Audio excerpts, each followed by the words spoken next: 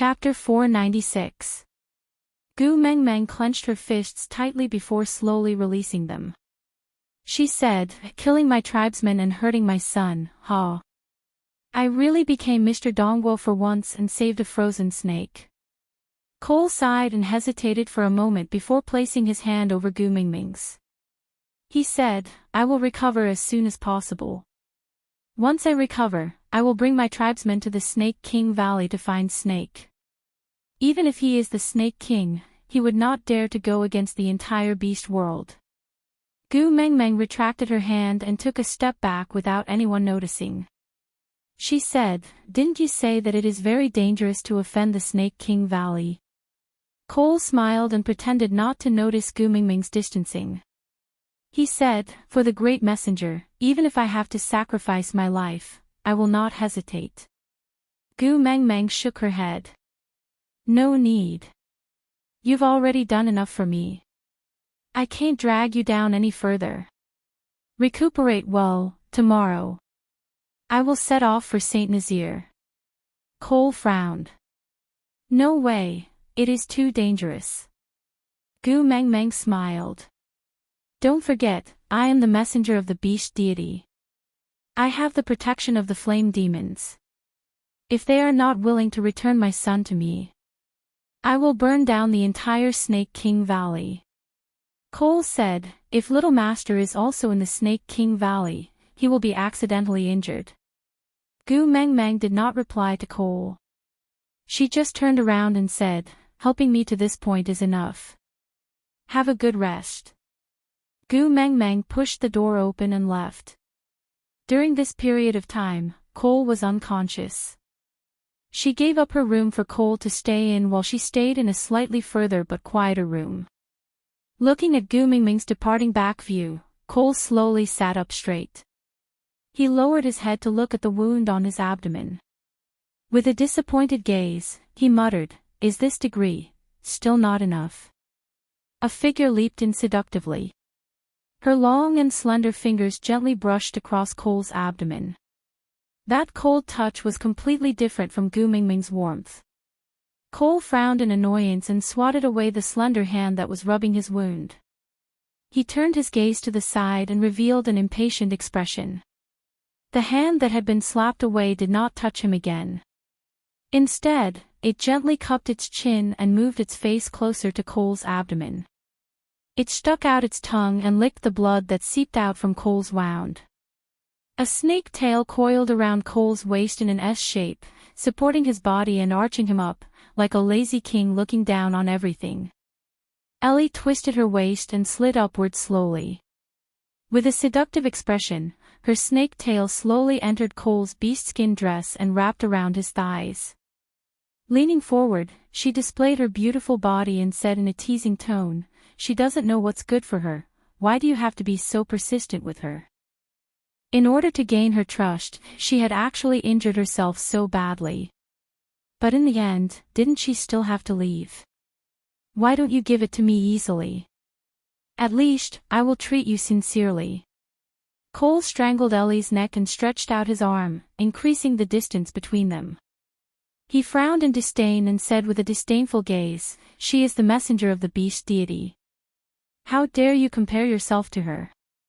You overestimate yourself." Ellie almost suffocated and her gaze became even more dazed.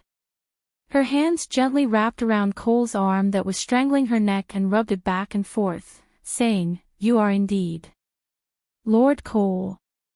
This bloodthirsty look is really captivating. Please take my life, it belongs to you." Cole sneered and flung his arm, throwing Ellie onto the ground. He took out a piece of beast skin and wiped his fingers in disgust. He said coldly, "You are so lowly that it makes me disgusted. Don't say that you belong to me. You are not worthy." Aside from the topic. Chapter 497. Ellie did not get angry. She moved her body and climbed onto Cole's body again. She peeked her head out from Cole's shoulder and her hands roamed restlessly on Cole's body. She stuck out her tongue and whispered into Cole's ear, "She said she wants to leave tomorrow, will you let her go?" Thinking of Gu Meng Meng, Cole's expression changed slightly. His gaze became gentler and the corners of his lips curled up a little. He said, "It was not easy to snatch her over, how can I let her go?" Ellie said, "Since she wants to see her little wolf pups so badly, why not lock her up with those wolf pups?" Cole looked at Ellie coldly and said, "She is my noble owner and you actually want to lock her up? Are you courting death?" Ellie's body trembled and her face was full of infatuation. She said, "But if we don't lock her up, how can we stop her from leaving?" Cole turned around and sat back on the bed. He frowned and said, "That damn bird, if not for the fact that Agu might be suspicious and kept it as a backup, I would have killed it directly. If that was the case, Elvis and that good brother of mine should be searching around aimlessly like headless flies instead of concentrating on attacking Sauter." Ellie coiled her snake tail and snuggled beside Cole's feet. She placed her fair arms gently on Cole's thighs and her dark green hair spread over Cole's knees. She tilted her head and looked up at Cole. She said, "I heard that Elvis leveled up again when he was fighting with the 5th level beast you sent. It has only been half a year since he made it and he actually broke through 2 levels consecutively. TSK TSK TSK, what a top-notch product." As Ellie said, she stuck out her tongue. Her snake eyes straightened and she revealed a greedy smile. Cole pinched her lower jaw and laughed in disdain and sarcasm. He said, "I asked you to seduce him, but what happened in the end? You didn't even touch his belt, right? If you don't have enough skills, you won't be able to eat him no matter how top-notch he is." Ellie frowned in grievance. She said in a demonic voice, "That blockhead is so stubborn. He can't see anyone other than Gu Meng Meng. No matter how hard I tried to please him, he didn't even look at me. Even that brother of yours." Cole sneered and pushed Ellie away. "With Gu Meng Meng around, you are indeed too inconspicuous." With that, Cole strode away, leaving behind only one sentence. "I still have use for those 3 wolf pups. Use the right amount of poison, don't kill them." Allie shook her body and answered with a yes before climbing out of the window. Cole sorted out his emotions. When he pushed open the door, he already looked weak and concerned. He held onto the wall and walked to Gu Mingming's room, knocking on the door. With Qi Xian in her arms, Gu Meng Meng pushed open the door and was a little surprised to see Cole. "Why aren't you lying on the bed? Why are you walking around? What if the wound opens up again?" Gu Meng Meng said as she held onto Cole's arm and led him into the house. Cole smiled warmly and said to Gu Meng Meng, "Great messenger, if you must leave Sauter tomorrow, please let Cole accompany you." Gu Meng Meng looked at Cole's wound and frowned. "How are you going to escort them with your injuries? It's better for me to stay here and recuperate. I'll get someone else to send me off." Chapter 498. Gu Meng Meng sighed and said, "But your injury." Cole took 2 steps forward agitatedly and said, "I'm fine." His wound split open and Cole was in a lot of pain. Gu Meng Meng went forward to support him and frowned. "Look at you, still trying to be brave." Cole took the opportunity to hug Gu Meng Meng. He circled her waist with one hand and hooked her chin with the other. He looked at Gu Meng Meng with deep and meaningful eyes and said, "Ah Gu, why are you so concerned about me? Actually, you have me in your heart too, right? Although I can't leave my mark on your body, I will give you all my loyalty, you will accept it, right?" Gu Mingming's chin was held by Cole as she stared at him quietly. Her eyes were misty and her thin lips moved slightly. "Cole. Air." Cole's smile bloomed on his lips as he kissed Gu Mingming's neck gently. He replied gently, "Yes, I will always be by your side." "Aw Gu, I like you so much. Can you stay by my side? Let me always be by your side and take care of you, alright?" Gu Meng Meng narrowed her eyes and didn't reply. Cole looked up and blew a gentle breath at Gu Meng Meng. Then, he stared intently into Gu Mingming's eyes and repeated hypnotically, I have your favorite big tail. It's even bigger and softer than Li's. My body is also stronger than your wolf companion, so I can satisfy you better during mating. A perfect male like me is willing to crawl at your feet and pledge allegiance to you, waiting for you to pamper me. What are you still hesitating for? Isn't it good to have me and have me? Gu Mengmeng slowly lowered her eyelids as if she had lost consciousness. Cole leaned forward and wanted to kiss Gu Mingming's lips. But before he could do so, he heard Gu Mingming's cold voice. You said, who are you stronger than? Cole was taken aback. He looked down and realized that Gu Mengmeng was holding Ellie's scale against his wound. Ah, Gu. Cole called out softly. Gu Mengmeng tilted her head and said, I don't remember allowing you to call me by such a disgusting name. Cole's frozen expression only lasted for a moment before he quickly calmed down. He then took a step back and lowered his head respectfully. Great messenger. Gu Mengmeng laughed coldly. Surprised. The fox's seductive fragrance has no effect on me. Cole shook his head. It only proves that I am not good enough to move the great messenger.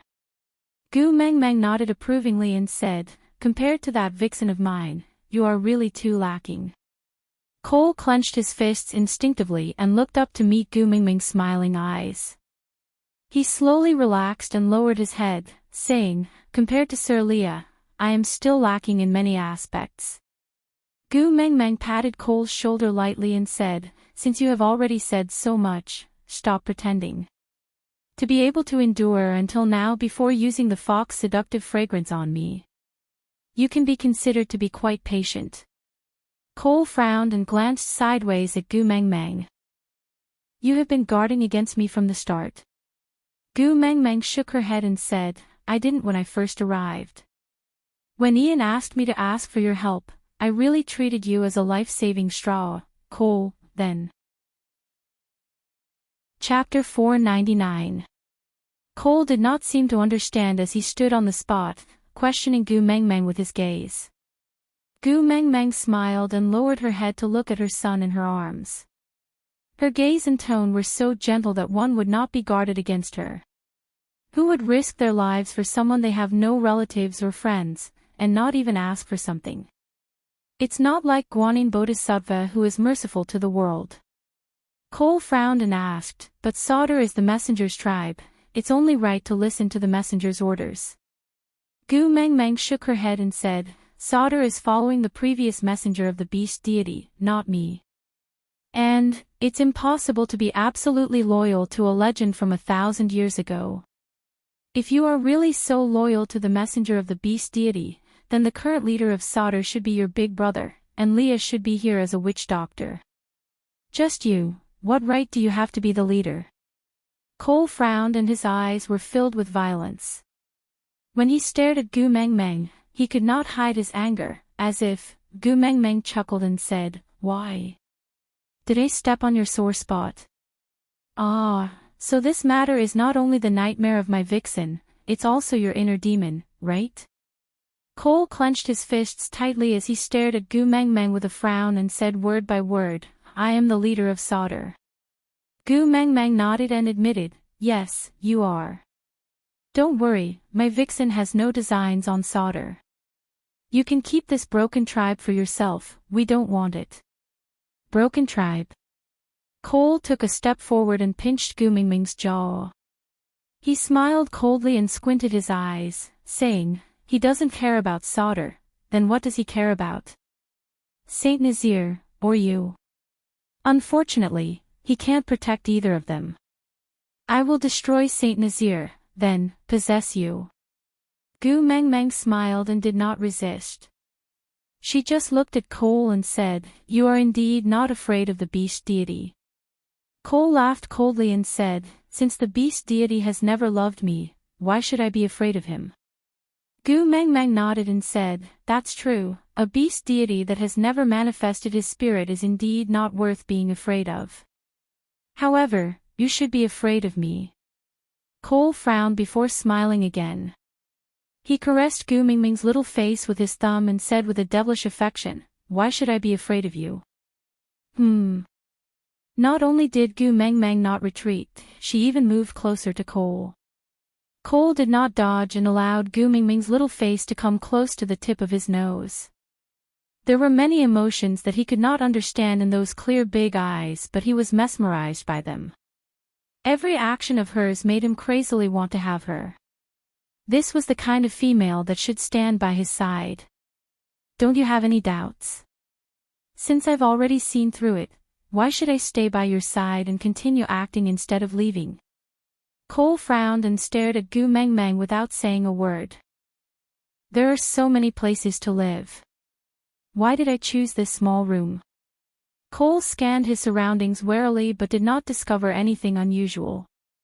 Are you suspecting that I'm bluffing? Gu Mengmeng suddenly slapped Cole's hand away and turned to sit on the side of the bed. At the same time, the wall on Cole's left started to loosen and then collapsed with a loud bang. Dust flew everywhere like billowing smoke. Chapter 500. Gu Mengmeng gently caressed the little snow fox's neck, as if she was thinking about something. She looked up at Cole and asked, "Where are my sons? Return them to me."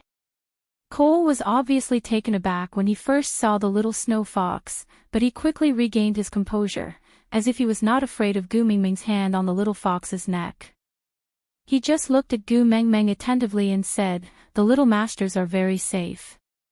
As long as you are willing to stay by my side, I can let you see them anytime." Gu Mengmeng lowered her head and looked at the snow fox she was pinching. "Now, are you in a position to negotiate with me?" Cole smiled and said, "I have already reached the peak of 5th level for a long time. Even if my partner dies now, I will not lose my life due to the backlash of the contract. If you are willing to kill her personally, I will treat it as you being jealous because you do not like other females around me. To me, it should be a kind of reward." Gu Mengmeng smiled and said, "Although the backlash of the mating contract will not take your life, it can still severely injure you. By then, do you think you are still Elvis's opponent?" Cole did not seem to take Gu Mingming's threat seriously and said, "I have no opinion on you killing Jillian, but I am afraid the one who is reluctant is Leah." Gu Mengmeng raised her eyebrows and turned to look at Leah. "Why?" "First love." Leah turned his head away awkwardly and looked at Gu Mengmeng from the corner of his eye. He nodded slightly and said, "We were engaged before." Gu Mengmeng lifted her chin and Leah immediately added, "But I do not like her. The engagement is set according to the tribe rules.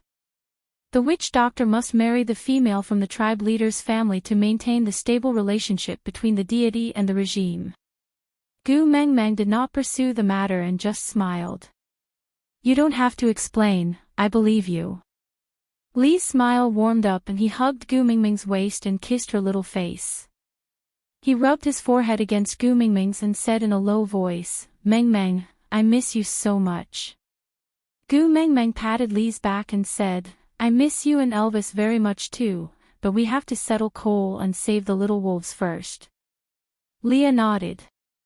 His slender hands turned into sharp claws in front of Gu Mengmeng and pierced towards Jillian, as if he was trying to prove to her that he had no feelings for this little fox. "Leah." Gu Mengmeng stopped Leah and shook her head lightly. "It's not my style to kill an unconscious female." Leah shrugged his shoulders helplessly. "I'll listen to you." Gu Mengmeng walked to Elvis's side and hugged him again. Then, she said, "It must have been tough during this period, right? After we save our son, I'll make you a delicious tonic." Elvis's voice was a little hoarse as he gently rubbed Gu Mingming's little head. Then, he pulled her into his arms and finally heaved a sigh of relief. Chapter 501. Cole nodded and said, "That makes sense. But if I die, you will never be able to see those 3 little wolf pups again. If you don't mind, you can come and kill me now. You don't have to go through so much trouble to activate the mating contract." Just use that snake's scale in your hand and cut me into pieces, I will not dodge. Gu Mengmeng clenched her teeth and said, your life is not as valuable as my son's. Cole took a step forward and wanted to hold Gu Mengmeng's little hand, but his wrist was grabbed by Elvis. The two of them stared at each other and refused to give in. Cole suddenly smiled and said, "Ah, Gu, actually, what's wrong with staying in solder? Everything here belongs to you, including me and them." Gu Mengmeng laughed coldly and took a step back. She was a little disgusted and said, "They originally belonged to me, it's the same no matter where I am. As for you, I don't want dirty things. I am dirty things." Then what about Leah? What about a fellow who had an affair with his father's beloved concubine and was banished from the tribe? Cole looked at Leah with a hideous expression and revealed an indescribable smile. Leah clenched his fists tightly but could not say a word. Gu Mengmeng frowned and went forward to give Cole a tight slap. She said, "Watch your mouth, my vixen is not such a person." Cole did not seem to be angered by this slap and instead laughed even more wildly. "You are angry from embarrassment, right? Everyone in the tribe saw whether he is such a person or not. It's him, he was the one who angered our father to death, broke the tribe rules and brought shame to Sodder. That's why he was banished. You didn't know anything and you actually took him in as your beast pet. You." Gu Mengmeng raised her arm to slap Cole but her body was hugged from behind. Turning back, Gu Mengmeng met Li's long and affectionate eyes. That pair of eyes was misty and he looked at Gu Mengmeng quietly. He said, "Mengmeng, I didn't." Gu Mengmeng nodded and pulled Leah into her arms. I know you didn't." Cole laughed loudly and shook his arm forcefully, freeing himself from Elvis's grip. He leaned against the door frame and looked at Leah. His tone was so harsh that it was unbearable. "Ah, Gu, you've actually enjoyed Leah long ago, haven't you? It's just that he's the same as me, someone who's mated with another female, so he can't leave a mark on you. That's why you're telling others that he's your beast pet, right?" Gu Mengmeng was taken aback. She suddenly recalled that before the incident that day, Elvis had purposely found an excuse to leave the cave to create an opportunity for her and Leah to mate. At that time, she had told Leah, "I will not mate with you." At that time, Lee's reaction was a little lonely, but more of helplessness and responsibility. He remained silent for a moment and only said to her, "I am already satisfied to be able to stay by your side. As for other things, I don't care." At that time, Gu Mengmeng thought that he was referring to mating and having children when he said he did not care. Now, it seemed that this was included as well. The more she doted on Leah, the more rumors would spread. No one would believe that she did not mate with Leah, so the fact that she did not have Lee's mark on her body became the evidence that Leah had committed that crime in the past. Leah pulled Gu Mengmeng and hugged her gently in his arms. "I don't care what the truth is in other people's eyes. I only care about you. So, don't be affected by him. It's enough that you know I'm innocent." Aside from the topic, remember that Leah wanted Gu Mengmeng to do a body check that day. Leah said, "Aren't you going to check if your beast pet is clean?" Chapter 502. Gu Mengmeng patted Lee's back, then turned around to look at the giant bird circling in the sky. Although she had only sat on it once, she could still recognize that it was Ian. Gu Mengmeng smiled, "Looks like it's a done deal." Cole suddenly turned around and looked at Ian in the sky. He frowned and said, "Ah, Gu, what are you planning?" Gu Mengmeng's smile slowly faded, and finally froze into a cold expression. "I'll give you one last chance, return my son to me, then we'll leave and pretend nothing happened." "Cole, leave. Where are you going without my permission?" Gu Mengmeng raised her brows. "Then there's nothing to talk about." Cole raised his head, determined to win. Gu Mengmeng took 2 steps back and sat back on the bed. She took out a small bamboo tube from under the blanket, opened the lid and poured it into the little snow fox's mouth. Cole instantly felt something burning in his chest. He instinctively wanted to go forward to stop Gu Meng Meng, but was blocked by Elvis, who did not budge an inch. Gu Meng Meng threw the small bamboo tube to Cole. "Smell it, maybe you know what this is." Cole put it in front of his nose and sniffed, instantly frowning. "Amulet used to wash away the mating mark." Gu Meng Meng nodded. "Yeah, luckily our tribe had a completely heartless negative example, or else I might have to kill someone to restrain you today." Cole knew he did not have much time. The backlash from the contract would come very quickly. He had to get rid of Elvis before it happened. But Elvis was already a 5th-level orc. He could not be defeated with just a simple release of pressure. To fight for more time, Cole suddenly launched an attack on Elvis. Each move was deadly, definitely not like Damagua, who was displaying his slight skill in front of an expert. Elvis was rich in battle experience, but Cole was not inferior to him. After a few moves, both of them were badly mutilated, their wounds so deep that their bones could be seen. Gu Meng Meng frowned. They were both 5th level, but Cole was still suffering from the backlash from the mating contract, yet he could still injure Elvis so badly. He had underestimated the enemy. Gu Meng Meng clenched her teeth and gave Leah a look. Leah immediately understood and took out a small beast skin bag from the pocket of her beast skin dress. Gu Meng Meng took it and sniffed it. She smirked coldly. Leah quickly joined the battle. Although his level was not high, with their many years of teamwork, he was able to cooperate well. He left a few wounds on Cole's body that were not fatal but were enough to restrict his movements. Gu Meng Meng saw the opportunity and roared, "Disperse." Elvis and Leah retreated to the sides in tacit understanding. Gu Meng Meng shook the beast skin in her hands and the red powder danced in the air. After shaking it, Gu Meng Meng immediately covered her mouth and nose with her arms and turned to run. But before she could take a step, she felt the weight on her waist lighten and she was pulled into an embrace. It was mixed with the smell of blood, but also had a warmth that made her feel at ease.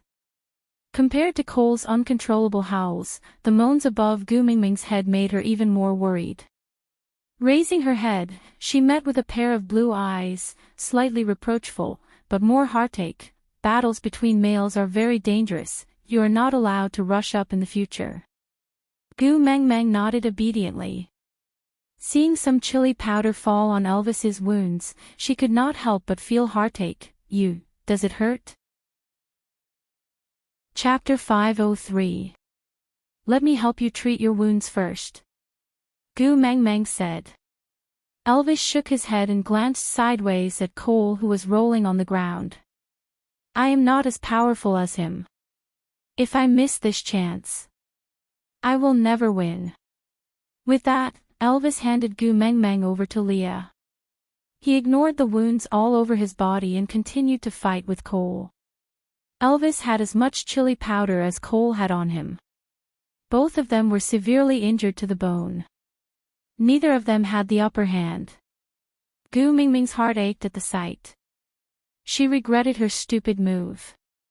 It was such a loss to sacrifice 800 men to kill 1,000 enemies. It was not worth it at all. But luckily, Elvis won in the end. He tore off Cole's arm and slammed his knee downwards. The bones in Cole's calf gave off a crisp sound of bone breaking. With a miserable howl, Cole completely lost the ability to retaliate. He could only lie on the ground and twitch. Actually, Gu Meng Meng was not used to such a bloody scene. But for her son, she had to endure it even if she was afraid. Cole wriggled his body and forced himself to sit up. He leaned against the corner of the wall in a strange position. He looked at Leah with a ferocious gaze as if he was a devil that had crawled out from hell. He wrote while blood flowed out of his mouth. "So what if you kill me? Ha ha, you will forever be Sauter's sinner, the sinner that angered father to death. Everything you have, everything you cherish, will eventually belong to me." Leah hugged Gu Meng Meng gently and used his body to block her view. He said coldly, "You are wrong. I have nothing. I have never owned anything in this world. The only lucky thing is that I am Gu Mingming's possession. Cole bared his teeth. His gaze was bloodthirsty. He touched the old wound on his abdomen that Gu Mengmeng had stitched up. Because of the fight, the wound that was not stitched up properly was torn open again. But Cole did not care at all. He just laughed coldly and said, "Ah, Gu will also be mine." Gu Mengmeng ignored Cole's words. She just separated herself from Lee's arms to take care of Elvis. She knew that Leah and Cole must have some old scores to settle. And all she had to do was to silently support Leah. That was enough. Leah kissed Gu Mingming's forehead. He then slowly walked to Cole and squatted down to look him in the eye. One was as white as snow. If he was covered in dirt, the difference was obvious. Chapter 504. It's not your cubs, why are you so nervous? Cole sneered. Ah, you want to pretend to be a good person in front of Gu. It's no use, she won't fall for it. She just told me, no one would risk their lives for someone who is not related to them, there must be a condition. Leah smiled. You don't have to care about my motive, you just have to know what kind of situation you are in now. Cole smiled too. Do you think I'm a fool like you? You guys are not killing me now because you haven't found the little wolves. Once I hand them over, you guys will use all means to torture me.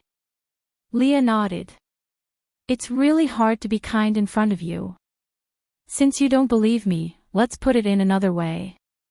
Lee's smile was still calm and indifferent. He strangled Cole's neck with both hands. Hand over the little wolves, or else I will make death an extravagant hope for you. Cole wanted to say something, but his throat was being strangled by Leah. He could not make a sound. Leah seemed to have suddenly thought of something and said, "Ah, are you waiting for your guards?" Cole narrowed his eyes, only to see Leah beckoning towards the door. Then, Oratin dragged something covered in blood and walked out of the door. He couldn't see anything else clearly, but that foxtail was very eye-catching. Leah gave Cole some time to think. Or, are you waiting for those warriors to attack Saint Nazir while Elvis and I are here to save Meng Meng? Yeah, they should have reached Saint Nazir by now. But what should we do? There's not a single person in Saint Nazir now. All the warriors in our tribe are in Sauter. In other words, Sauter is under our control now. You're lying. Cole could no longer keep his expression straight. He leaned forward and wanted to grab Leah. Leah stood up slowly and took a step back. He frowned. I'm sorry, but Meng Meng doesn't like others touching me. Cole did not give up and looked outside. But he realized that there was really no one on his side in his field of vision. Impossible, it's impossible for you to know. All the arrangements were directly ordered by me, I don't know your orders, I just know your character. Leo looked down at Cole and said, you purposely used your beast pressure to suppress Saint Nazir so that Meng Meng would take the initiative to seek help from you. After all, you are the only 5th level orc that she knows. Therefore, Meng Meng's appearance must have made you very proud. But you also know that Elvis and I will definitely come looking for you. Once Meng Meng sees us, she will not rely on you anymore. So the best way is to get rid of us, get rid of Saint Nazir, get rid of everything she can rely on, and let you be her only crutch. This is just a reenactment of the method used to deal with me. How could I not have guessed it? Cole narrowed his eyes and sneered. My 9th brother has really grown up. Leo looked down and said calmly, it's just a lesson learned. However, I can tell you that your warriors most likely won't be coming back. After all, you, who are at the peak of the 5th level, were already in such a state from the backlash of the mating contract. They, who are only at the 4th level, may not be able to withstand it. Chapter 505. Leah did not kill Cole, but brought him to Sauter's dungeon. Gu Meng Meng did not know how Leah would force Cole to reveal the whereabouts of the little wolves, but it would not be a beautiful and harmonious scene. Gu Meng Meng stayed behind to take care of Elvis and Qi Xian. She placed them on the bed, then used a small basin of clear water to clean Elvis's wounds. While cleaning, she said, "Are you a fool? The wound is so deep, and you even rushed into the chili. How painful is that?" Elvis smiled and held Gu Mingming's little hand lightly. "As long as you are fine, this pain is nothing." Gu Mengmeng saw that Elvis did not let go of her hand, so she could only sit by the bed obediently. She carefully avoided Elvis's wounds and asked, "What happened after I left? Why did Dylan help Leah to pass the message?" "Not long after you left, that beast pressure disappeared." Everyone's beast pressure is different, so Leah easily guessed that it was Cole's trick. He wanted to stop you, but it was too late. This time, Ian was too clever for his own good. Elvis pulled Gu Mingming's little hand to his lips and kissed it. He continued, "Luckily, Lee's plan from the start was to take revenge on Sauter, so he did not panic. All the revenge plans were slightly modified and became a new plan to rescue you." Gu Mengmeng lowered her head. "I'm sorry, I panicked when I saw my son being kidnapped. I acted without much consideration, and implicated all of you." Elvis shook his head. "Fool, it's my honor to be able to fight for you." Gu Mengmeng gently leaned into Elvis's arms. She carefully avoided his wounds. "But your injuries are so serious." Elvis turned his body slightly and focused his gaze on Gu Mingming's little face. He said with a doting expression, "These injuries are nothing. I am a 5th-level orc now, I will recover in no time. Look, I am no longer in pain." Gu Mingming's eyes were red. "How can you not be in pain with such injuries?" Elvis gently wiped away Gu Mingming's tears. "As long as I can see you, I will not feel pain anywhere." Gu Mengmeng buried her face into Elvis's palm and said, "I'm sorry for making you worry." Elvis heaved a long sigh of relief and kissed Gu Mingming's tear-stained face.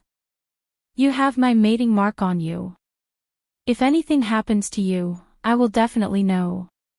The fact that I have felt no danger proves that you are safe. But even so, my heart was still flustered. You can't run around anymore. No matter what you do, you have to have me by your side. Do you understand?" Gu Mengmeng nodded. "I will never run around again. I will never let you fall into such a predicament because of me." Elvis just smiled.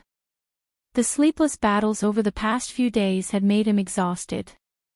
It was his conviction to see Gu Mengmeng that had supported him till now.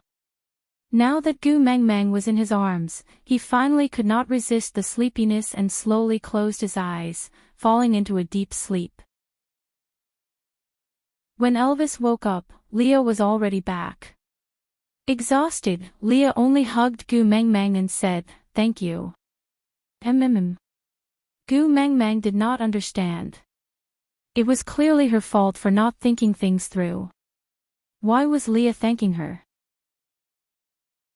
Chapter 506. No matter how many times Gu Mengmeng experienced the tolerance males gave to females in the beast world, she still felt it was too exaggerated and could not get used to it. Moving her shoulders, Gu Mengmeng looked up and asked, "Did he say where the babies are?"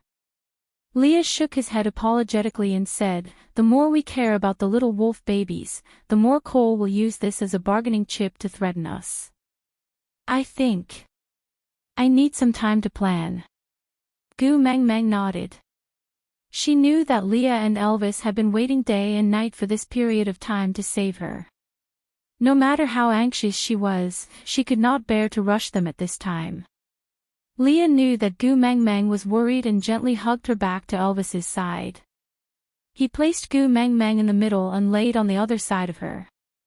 His furry large tail covered Gu Mengmeng like a blanket.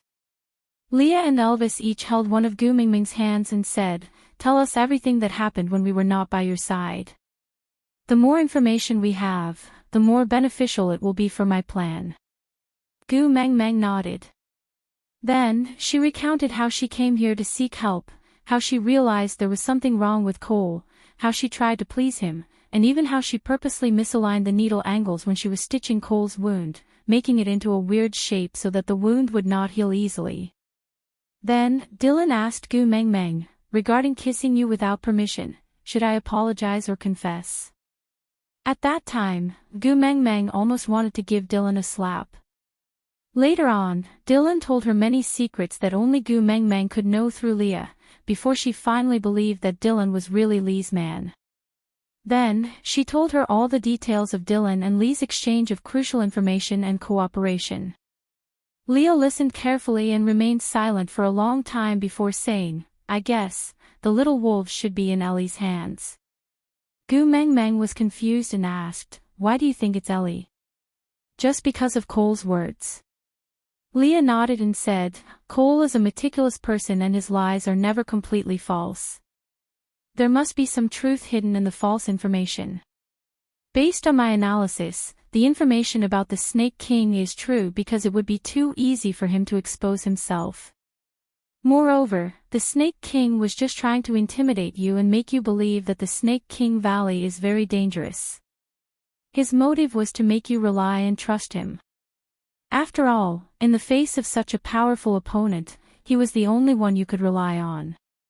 He must be lying when he said he was looking for a level 5 snake beast, because he was the one who helped Allie kidnap the wolf cub. Why would he be looking for a snake beast? Gu Mengmeng thought along with Lee's words and said, the wound on his abdomen was lacerated and he had mild symptoms of poisoning when he first came back. He said that he was bitten by Allie's accomplice, and Dylan also said that the wound was caused by the snake's teeth. Then, was it Ellie who bit him? Leah thought about it and agreed, the possibility is very high. Gu Mengmeng laughed coldly. Injuring myself to gain the confidence of others. You're really willing to part with your capital and almost lost your life just to deceive me. Leah pinched Gu Mengmeng's chin and said, don't underestimate your charm. If my role was swapped with Cole today, I might be even more ruthless than him. Chapter 507. Not all of them, probably, only Cole and I are like this. Leo lowered his head and smiled bitterly. When I was young, everyone wanted me to develop a rapport with my eldest brother. But no one knew that the person I liked the most was my second brother, Cole. Because my eldest brother always had a long face. Every time we met, he would ask me how many esoteric manuals I had memorized. Did my deduction skills improve? How many medicinal herbs and cases did I learn? But Cole was different. Every time he came back from outside, he would bring me new toys, tell me interesting stories and secretly bring me out to play, so compared to my eldest brother, I am closer to Cole. Gu Mengmeng did not interrupt Leah. Because Lee's past and what had happened was like Pandora's box, full of unknowns. If he was finally willing to open it, even if the last thing that jumped out was a devil, Gu Mengmeng would have the courage to hug Leah and face it together. Leah kissed Gu Mengmeng's forehead, as if this was the only way for him to have the courage to continue.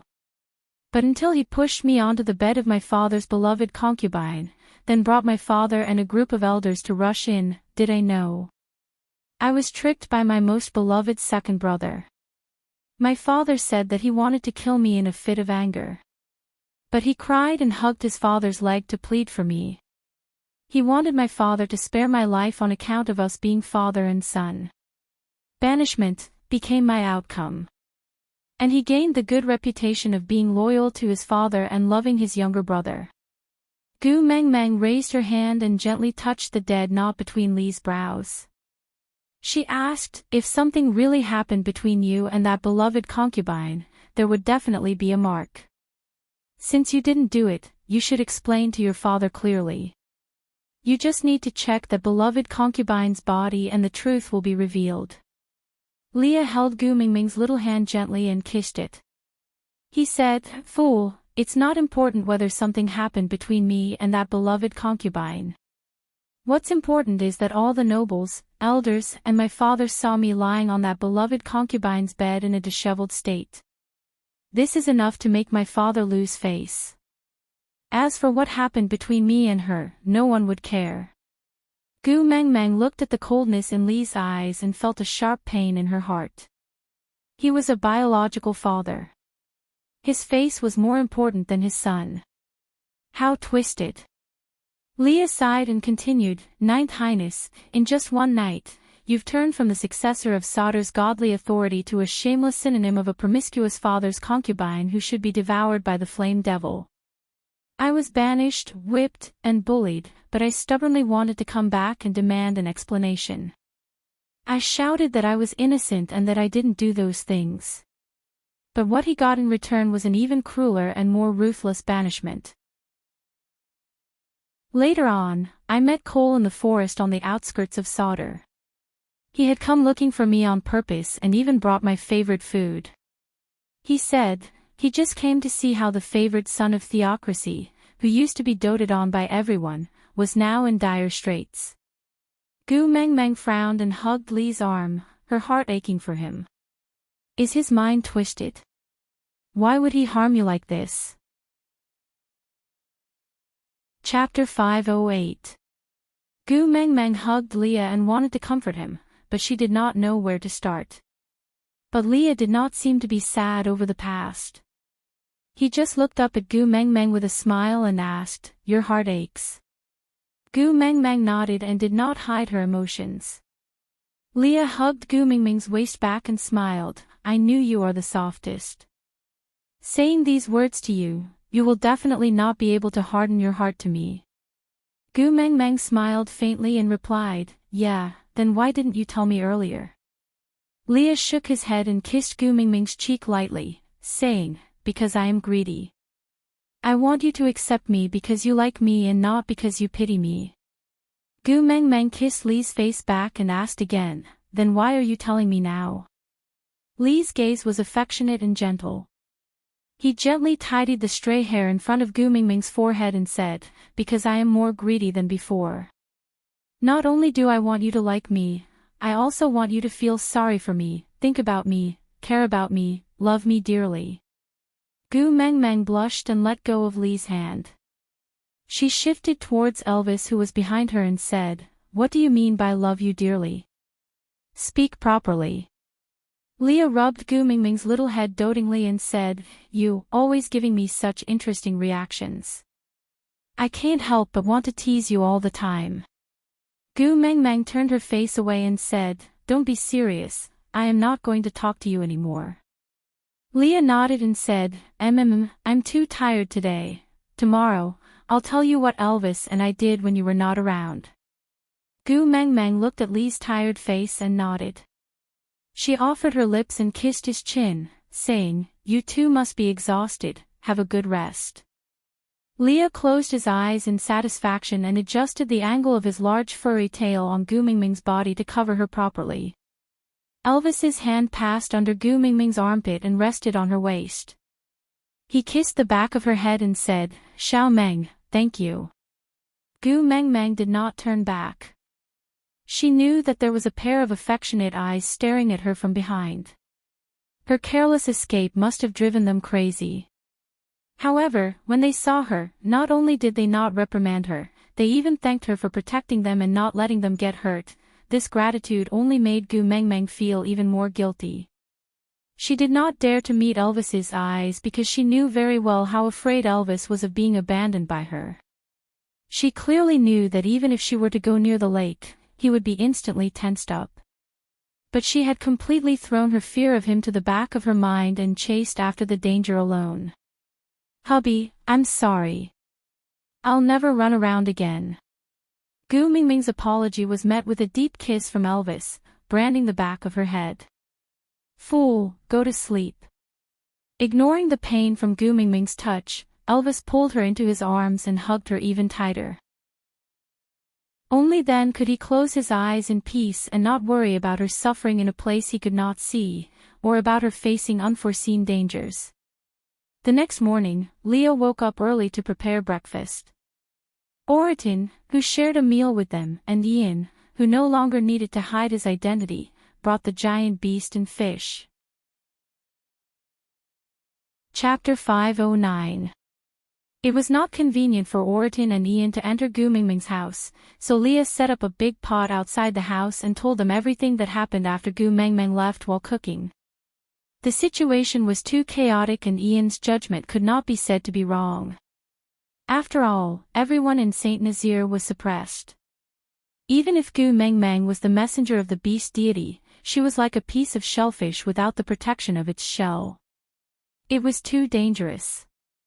Compared to staying in an unknown danger, seeking protection from the tribe of the previous messenger of the beast deity was the best choice. Even if Cole had any selfish motives, the identity of the messenger of the beast deity was already known to the public. No matter what, Cole could only protect Gu Mingming. This was also the reason why Ian left immediately after his injuries were slightly better. If not, Cole could just kill Ian and seal off the news of Gu Mingming being in Sauder. Then, he could accuse Saint Nazaire of failing to protect the messenger. After Saint Nazaire was surrounded and destroyed by the various tribes in the beast world, Sauder could then find a random reason to say that they saved Gu Mingming from some powerful person. Then, they would naturally become the hero who protected their master.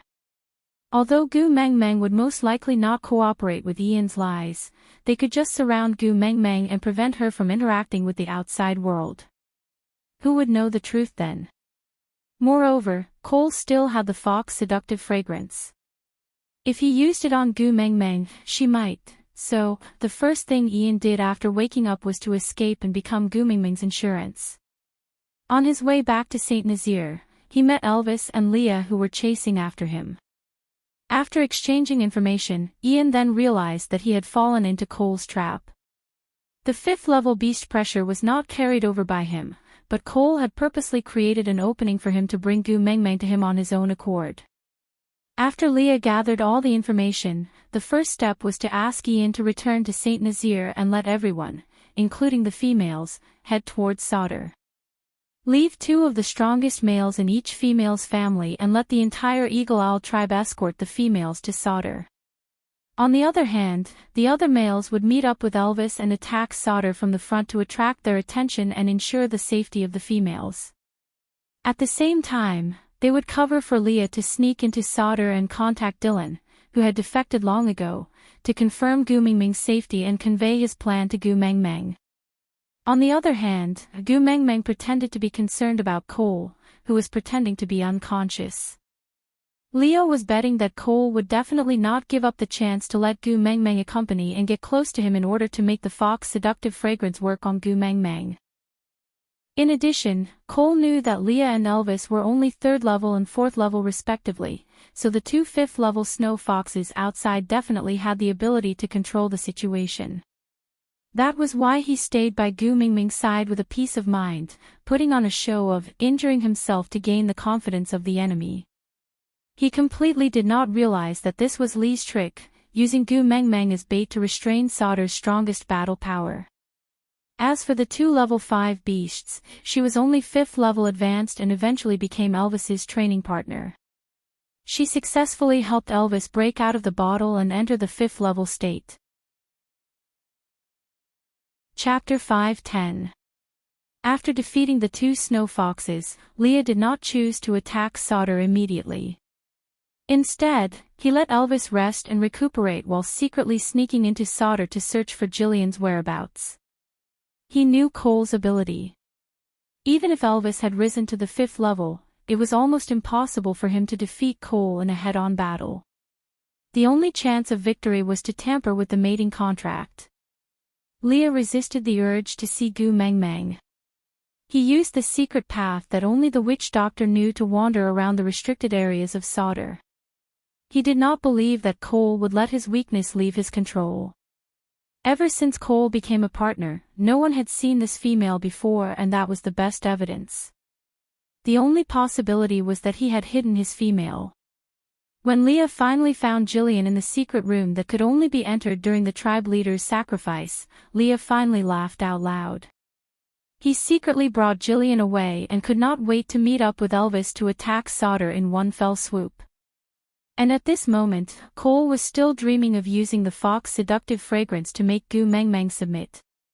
Leah had described in one sentence how many blood-soaked battles and how many narrow escapes they had gone through. It was only right for a male to pay any price for a female. He did not want Gu Meng Meng to have any psychological burden because of this.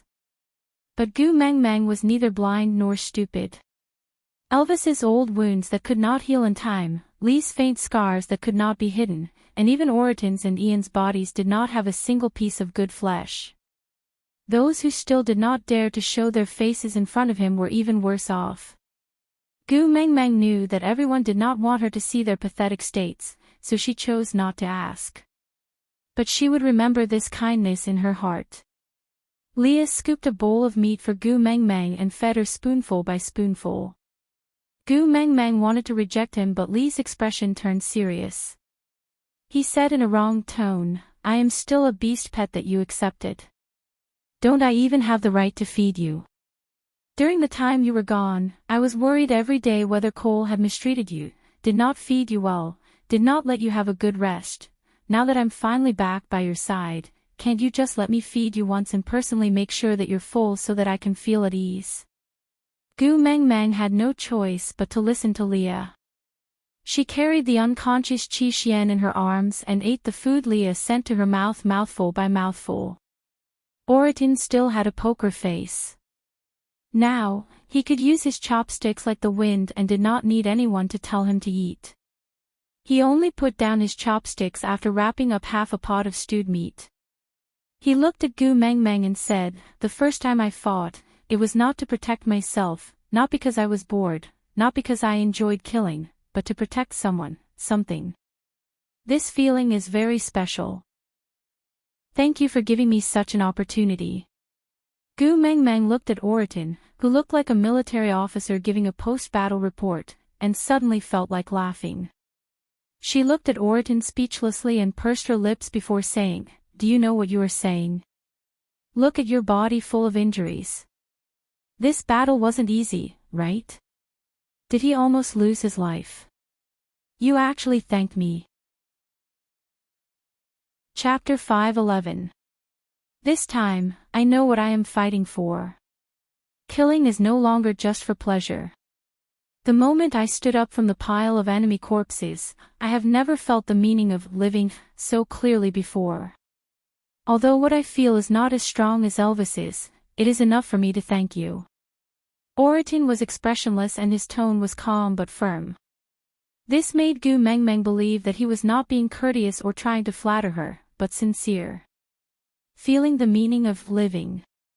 This sentence seemed familiar. Gu Meng Meng recalled that she had heard Elvis say something similar before. Before he established Saint Nazaire, he roamed around, causing trouble, and fought one battle after another just to seek the thrill of killing. In the end, even killing made him numb.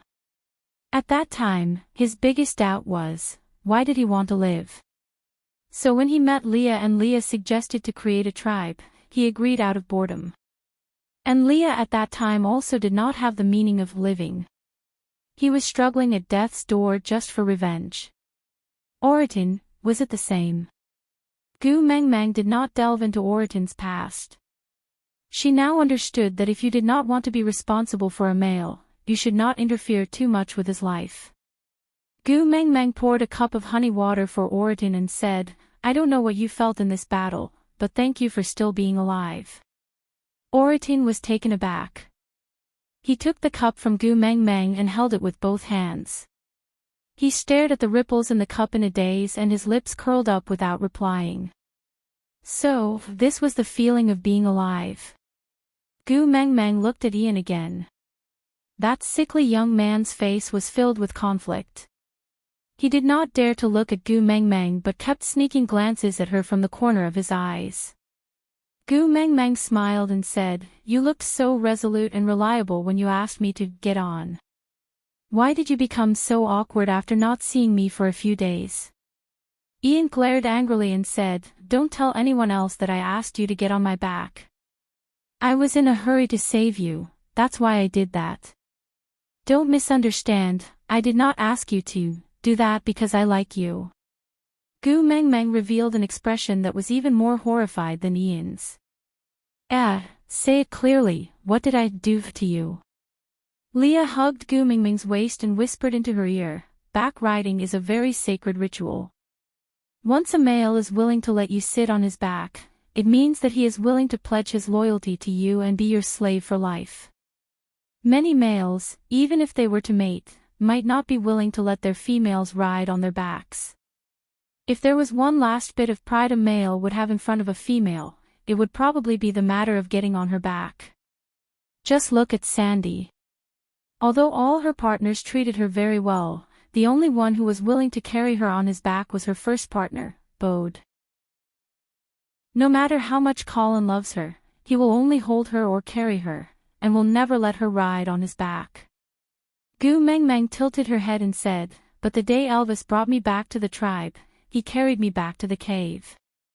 Leah smiled and tapped Gu Mengmeng's little nose, saying, that's why I said, in Elvis's heart, nothing is more important than you. His tribe is like this, his clansmen are like this, his friends are like this, even he himself is like this. Chapter 5:12. Gu Mengmeng picked up the stone bowl and scooped a big bowl of meat before turning to walk into the house. When she passed by Ian, she said, don't worry, I will definitely not tell anyone about this. I guarantee that when you mate in the future, you will still be innocent. Ian blushed and shrugged off Gu Mengmeng's hand with his shoulders shaking. He muttered, just talk, don't touch me. Gu Mengmeng chuckled and ignored Ian's awkwardness. She just carried the bowl into the house. Looking at Gu Mengmeng's back view, Leo waved his big tail and instructed Oritin to stay behind to watch over Gu Mengmeng, just in case. Meanwhile, he continued to interrogate Cole and interrogate him about the whereabouts of the little wolves. He knew that as long as the little wolves were not found, the gloominess on Gu Mengmeng's face would not disappear. But he did not mention that he was also the one who carried her on his back. Hubby. Gu Mengmeng called out sweetly before lying beside Elvis's bed. She smiled at Elvis, who did not dare to move because of her insistence. She said, are you hungry? The food that Leah cooked today is super delicious. Let me feed you. Elvis cleared his throat and said, actually, after advancing to the 5th level, I realized that my body's recovery ability has become stronger. These external injuries are more or less healed.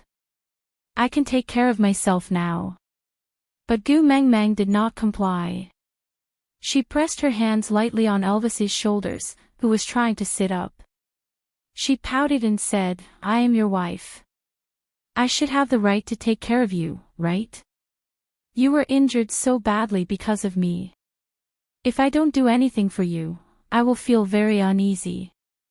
Elvis rubbed Gu Mengmeng's little head helplessly and said, I am just afraid that it will be hard on you. Gu Mengmeng smiled and said, how can it be hard to take care of my own hubby? Come, open your mouth. Elvis was a little embarrassed and ashamed. But he still opened his mouth with a stiff expression. Gu Mengmeng sent the spoon into his mouth and he quickly ate the food on the spoon. Then, he shut his mouth and lowered his head. He looked at Gu Mengmeng helplessly and tenderly. Gu Mengmeng realized that the tips of Elvis's ears were pink. So, she fiddled with his ears mischievously and said, you are actually blushing after being fed by your own wife. Elvis cleared his throat and said, males have always been the ones taking care of females, since when has a female ever fed a male? Gu Mengmeng said, so what? Huda and the other 3 are also males. Halfway through her sentence, Gu Mengmeng suddenly could not continue. She unconsciously turned to look at the still unconscious Qi Xian. Gu Mengmeng's brows were tightly knitted together. Elvis propped himself up and pulled Gu Mengmeng into his arms. He rested his chin on Gu Mengmeng's head and sighed softly. Don't worry, aren't I and Leah here? The wolf cubs would definitely be fine. Trust me, okay? Gu Mengmeng knew that her emotions would affect the entire family's emotions. Be it Elvis or Leah, they were all trying their best to think of a solution for her. She could no longer use her sadness to pressure them. Rubbing her face, Gu Mengmeng forced herself to smile and said, "I know, I believe you." Elvis nodded and kissed Gu Mengmeng's little face lightly, before finishing the entire bowl of meat. Chapter 5:13. Gu Mengmeng looked at Li's tired face and sighed softly. She forced herself to be calm and asked, "Is Cole still not willing to tell me where he hid the little wolves?" Leah shook his head and said, "He wants to see Elvis. He said he will only tell this news to Elvis." Gu Mengmeng and Elvis looked at each other and asked in confusion, "Tell Elvis?" Leah nodded and said, "That's strange. He clearly knows that Elvis is risking his life not for the little wolves but for you. There is a limit to how much he can use the little wolves to force Elvis to give in. If it was for his own benefit, he should have requested to see you. Firstly, you are the one who values the little wolves the most. There is nothing you would not agree to for the little wolves. Secondly, you are the messenger of the beast deity. Your words are equivalent to the words of God. Almost no one in the entire beast world dares to go against you. But he wants to see Elvis instead of you." Gu Mengmeng also felt that it was strange. She held on to Elvis's arm and asked, "Is he unhappy that we used the backlash of the mating contract to trick him, so he wants to seek revenge on you?" Elvis laughed coldly and said, "Seek revenge on me? That's good. I haven't even settled the score with him for making you suffer." Gu Mengmeng pulled Elvis, who was about to stand up and leave. She said, "But his skills are above yours and your injuries have not fully recovered." Elvis rubbed Gu Mengmeng's little head and said, "You are my lifesaver. As long as I see you, all my injuries will be healed." He was greeted by Leah in the dungeon for 2 days. "His condition must be much worse than mine." "Don't worry, I will be fine." "But..." Gu Mengmeng wanted to say something but was hugged by Leah. His warm chest pressed against Gu Mengmeng's back. He turned his face to Gu Mengmeng's ear and whispered, "Let him go. If he doesn't vent, he will go crazy." Ha! Gu Mengmeng's brain could not keep up with the rhythm. She watched as Elvis had already entered into the night while Leah was behind her, rubbing against her neck to find a comfortable position. She sighed softly and said, "During the days when you were not around, Elvis was almost driven crazy by his own imagination. If he did not tear Cole into pieces, his anger would never dissipate. Although he is much gentler now, don't forget what kind of person he used to be." Gu Mengmeng remained silent for a moment before saying, "What about you? You must have been worried sick." He kissed the side of Gu Mengmeng's face and carried her back to the bed, hugging her as they lay on the bed. His furry large tail covered Gu Mengmeng's body like a blanket, while his slender fingers brushed past Gu Mengmeng's face and stopped at her delicate chin. He pinched it lightly and she lifted her face to meet his long and affectionate eyes. Gu Mengmeng's smile froze for a moment, then she looked up and met his long and passionate eyes. "Yes, I was worried sick. I was afraid that you would fall in love with Cole's tail, which was thicker than mine, afraid that you would fall for Cole's fox seductive fragrance with his sweet words, afraid that you would not be able to resist Cole's temptation and pounce on him. I was afraid that you would look down on me, a mere 3rd level, after falling in love with a 5th level Cole. So, I cut off Cole's tail so that he would never be able to secrete the fox seductive fragrance to seduce you.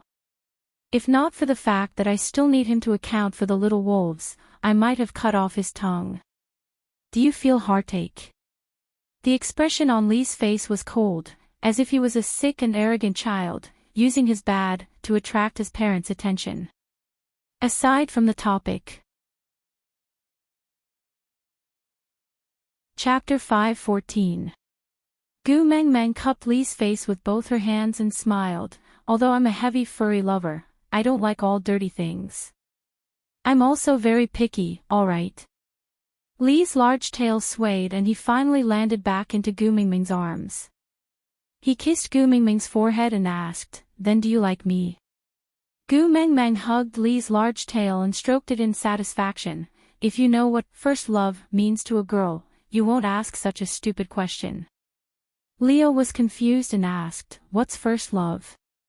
Gu Mengmeng thought for a while and answered, "First love is the first time a girl shyly gives her entire heart to a boy. She clearly doesn't know anything but longs for eternity. She blindly believes that as long as she holds on to this pair of hands, she can walk to the end of the world. This boy becomes the mentor of a girl's love. From then on, all the love affairs of a girl's life will be influenced by this first love, intentionally or unintentionally. If there are 3 men a girl can never forget, it would probably be Daddy, first love, and the first man who turned her from a girl into a woman." Leah suddenly laughed as he listened.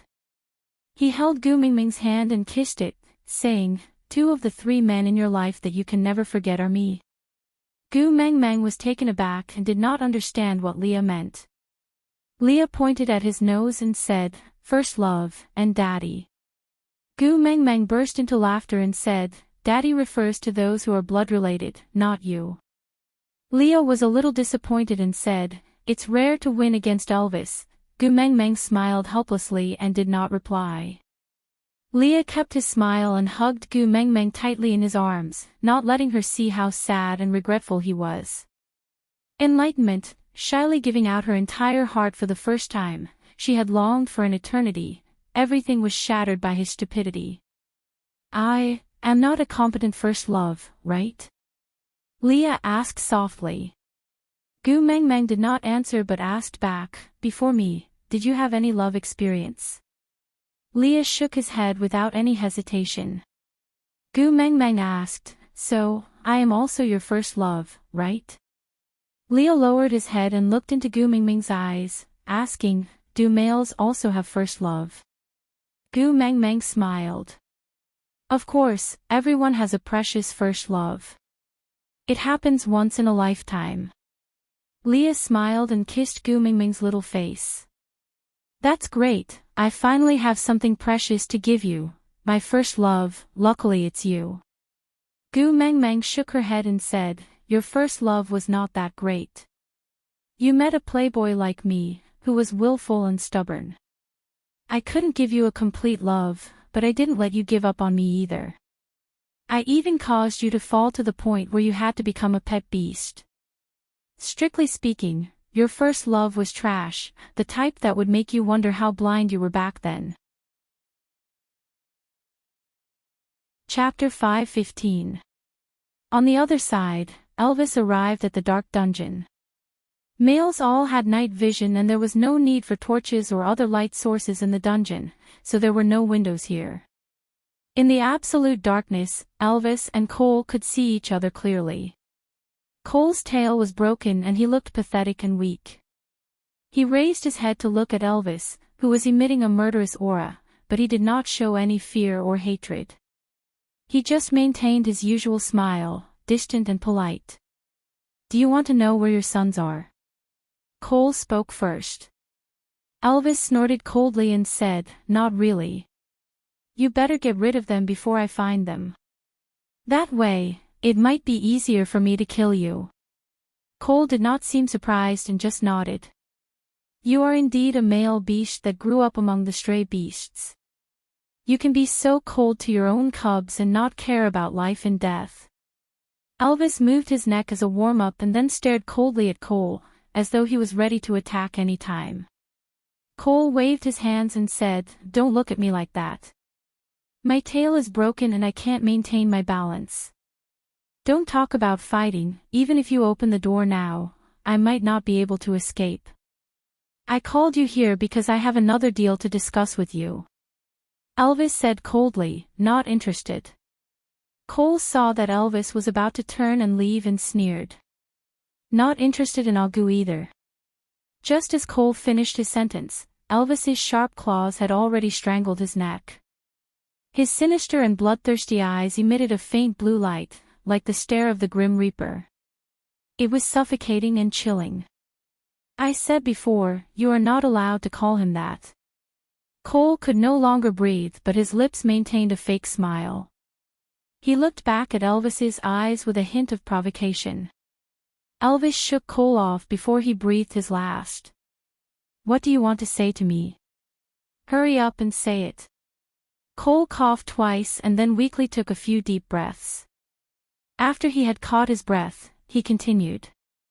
"You don't care about the life and death of those wolf cubs, but Agu cares a lot.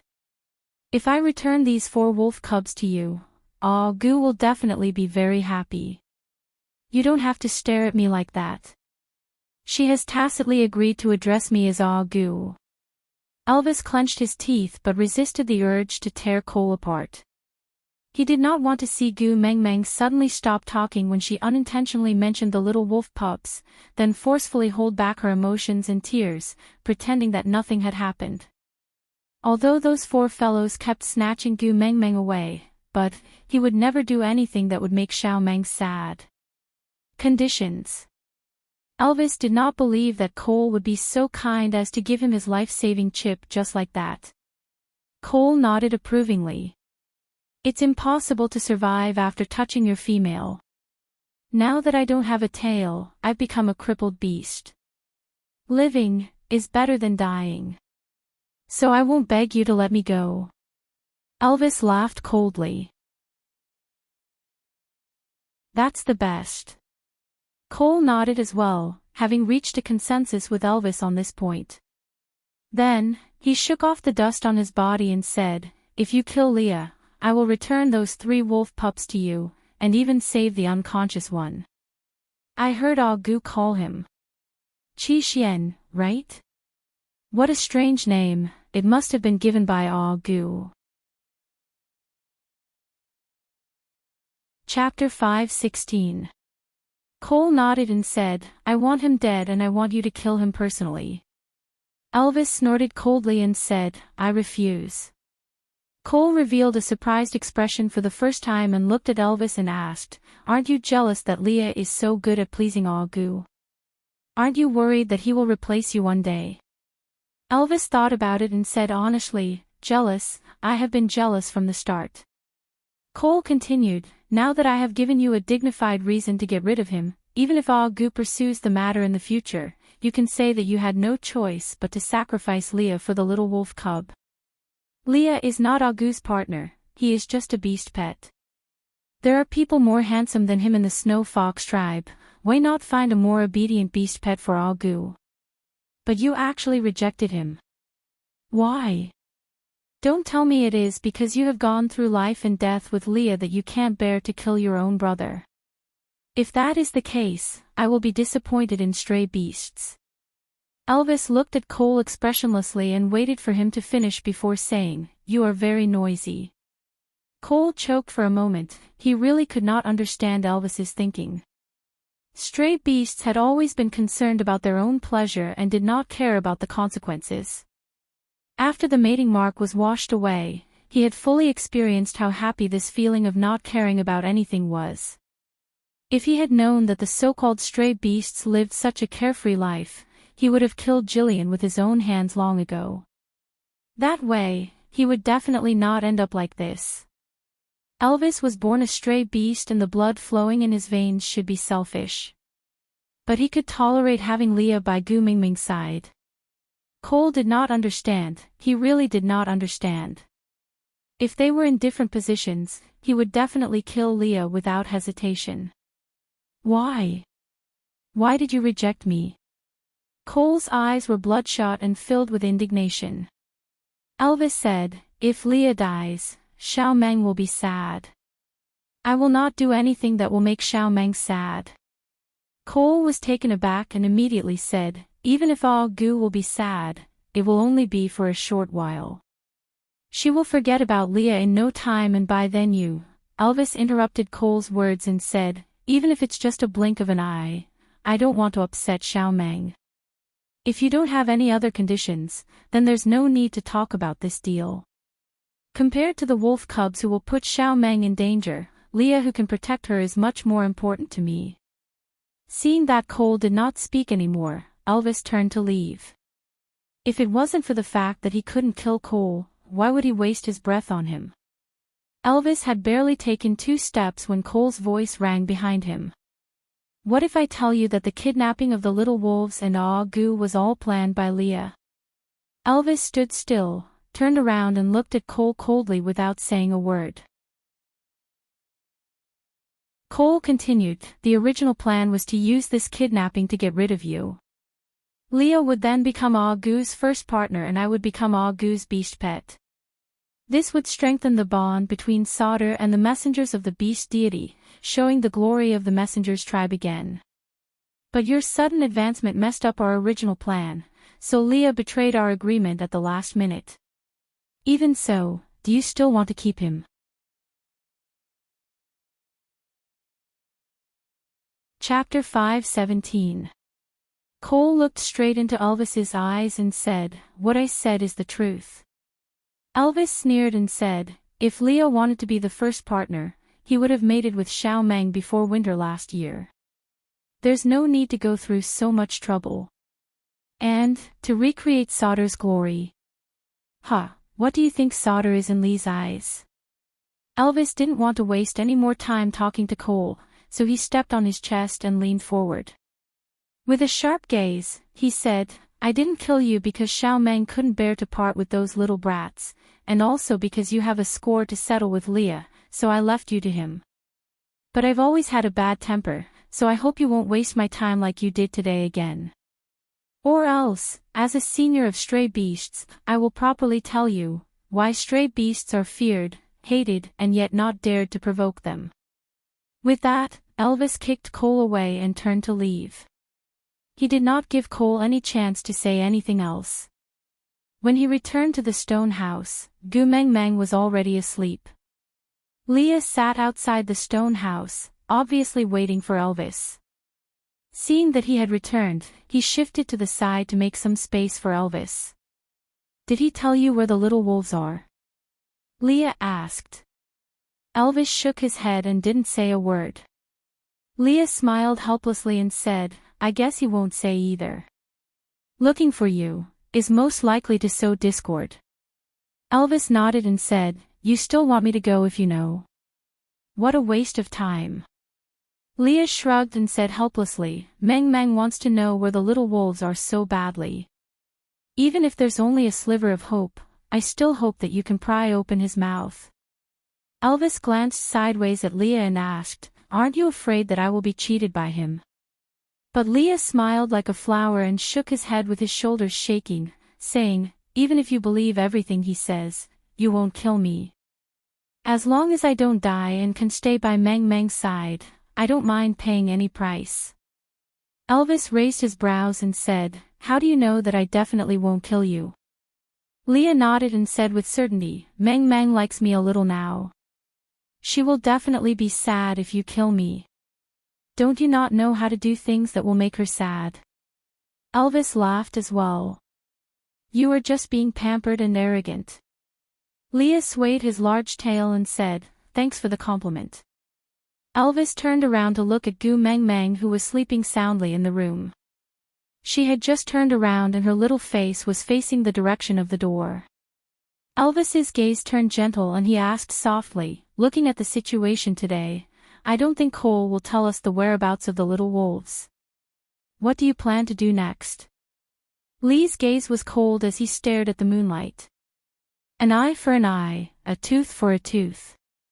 Back then, he falsely accused me of having an affair with my father's concubine and banished me from the tribe, turning me into a street rat that everyone hated. Today, I will give him the same punishment for the same crime. Elvis looked at Leah, asking, what do you need me to do? Leah smiled faintly and turned his gaze towards the house. Looking at that light sleeping face, he chuckled. Protect Meng well. Don't let anyone hurt her in front of us. Elvis nodded and did not reply.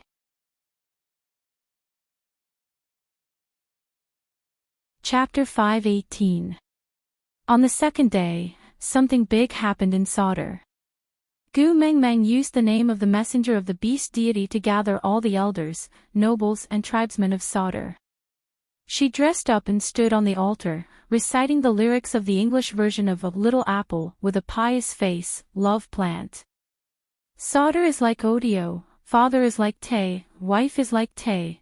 With the first breakthrough, Gu Mingming's sense of shame had been pulled down to a very low level.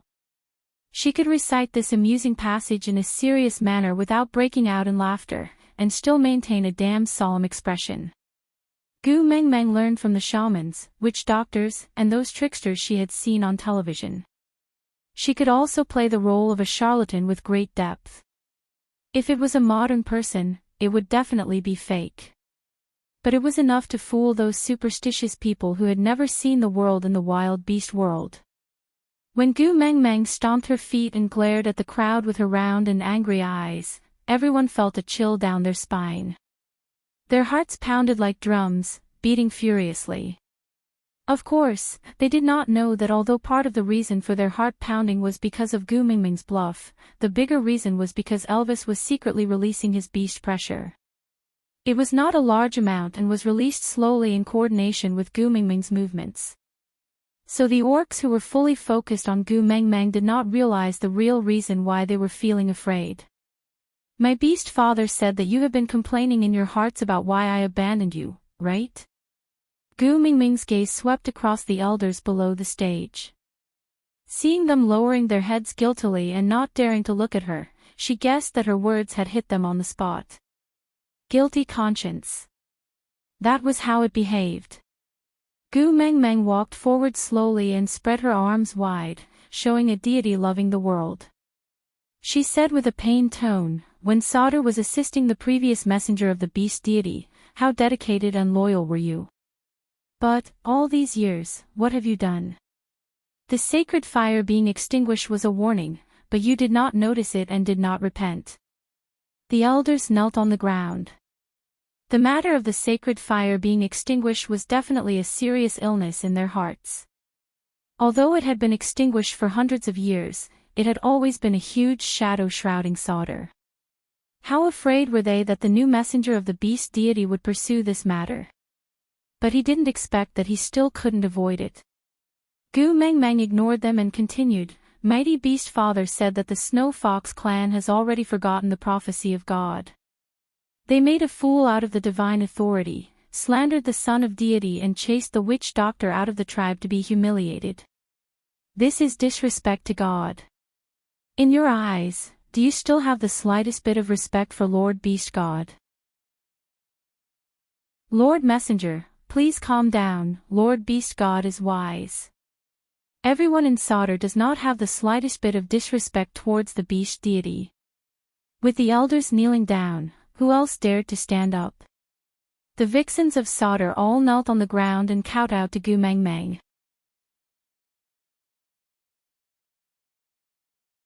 Chapter 5:19. Great Messenger is wise. This was all Cole's idea. He was the one who wanted to use this method to welcome you back to Sauter. One of the elders spoke up and everyone immediately agreed with him. Gu Mengmeng gestured for them to stop, then looked at the elder who spoke up and said, Sauter doesn't even have a witch doctor. Welcome me back. How are they going to serve me? This. The elder wanted to say something but suddenly did not know what to say. Gu Mengmeng continued, the authority of the god is at its peak and the authority of the god is at its peak. You guys want to welcome me back to a tribe like this? The elders were dumbfounded by Gu Mingming's words. Gu Mengmeng turned around and sat on the chair in the middle of the deity altar. Elvis and Leah stood on her left and right, releasing their aura to the fullest. Instantly, everyone's knees turned to jelly and they knelt on the ground. Gu Mengmeng raised her head and said, the original leader of Sauter, Cole, went against the god's will for his own selfish reasons and framed the successor of the witch doctor, Leah. He used his power to suppress the tribe and forced the tribesmen to betray their conscience and help the villain do evil. He should be punished for his heinous crimes. However, the Son of God, Leah, had a clear spiritual root and was compassionate. He knelt on the ground and begged the beast deity for 3 days and 3 nights to plead for Cole. The beast deity was moved by his kindness and spared Cole's death sentence, banishing him from the tribe and making him a stray beast forever. On account that all of you were controlled by others and forced by Cole, not of your own free will, the beast deity was lenient and did not pursue the matter further. Are you guys convinced by this judgment? So, Cole was the only scapegoat. What else was there to be unconvinced about? The elders took the lead and thanked her profusely. Gu Meng Meng flung her hands and left. She would leave the rest to Leah. Returning to her own little stone house, Gu Meng Meng laid in Elvis's arms and said, "Damn it, pretending to be mysterious is really tiring." Elvis felt a little heartache and gently massaged Gu Meng Meng's shoulders. He said, "Luckily, Lee's name has been cleared and he is also the son of God that Sauter is most proud of. In the future, he can help you with such matters and you won't have to make an appearance every now and then." Gu Meng Meng smiled and shook her head. "I really doubt the average intelligence of the Snow Fox tribe. Just what I said just now, no matter how you look at it, it is full of loopholes." How could they believe it? Elvis smiled. "The words of the strong are the truth. You are the messenger of the beast deity, of course they would not dare to disobey you." Gu Meng Meng turned around and laid in Elvis's arms, saying, "Sometimes, I really feel that the previous messenger of the beast deity might be a multi-level marketer." How did she brainwash people to make the concept of messenger of the beast deity and beast deity so fantastical that people are still afraid of these two titles even after 1,000 years? No matter how you look at it, I'm just a weakling who doesn't even have the strength to truss a chicken. What are they afraid of? Elvis played with Gu Meng Meng's hair gently and said, "You are not good at fighting and killing, but you have me and Leah." Gu Meng Meng nodded in realization. "Ah, I understand now. I'm just an empty shell, they're really afraid of you and Leah." "No." Elvis kissed Gu Meng Meng's forehead and said, "They're afraid of your divine authority and the mighty beast deity behind you." Gu Meng Meng was a little dejected. She lowered her head and said, "What bullsh** t divine authority? If that divine authority was really so useful, I would have directly saved my son. Why would I need to go through so much trouble?" Chapter 520. Leah regaining control of the deity's authority was progressing more smoothly than expected. Out of the original 3 fifth-level beasts in Sauter, 2 were dead and 1 was crippled. Under Elvis's absolute suppression, no one dared to show any signs of dissatisfaction. And with 1,000 years of inheritance, they firmly believed that they were the followers of the messenger of the beast deity. Now that the messenger had descended, she wanted Leah to be in charge, so Leah should be in charge. She said Cole deserved to die, so Cole deserved to die. Gu Meng Meng's words were the absolute truth in Sauter. They only needed to obey, there was no need to discuss or question.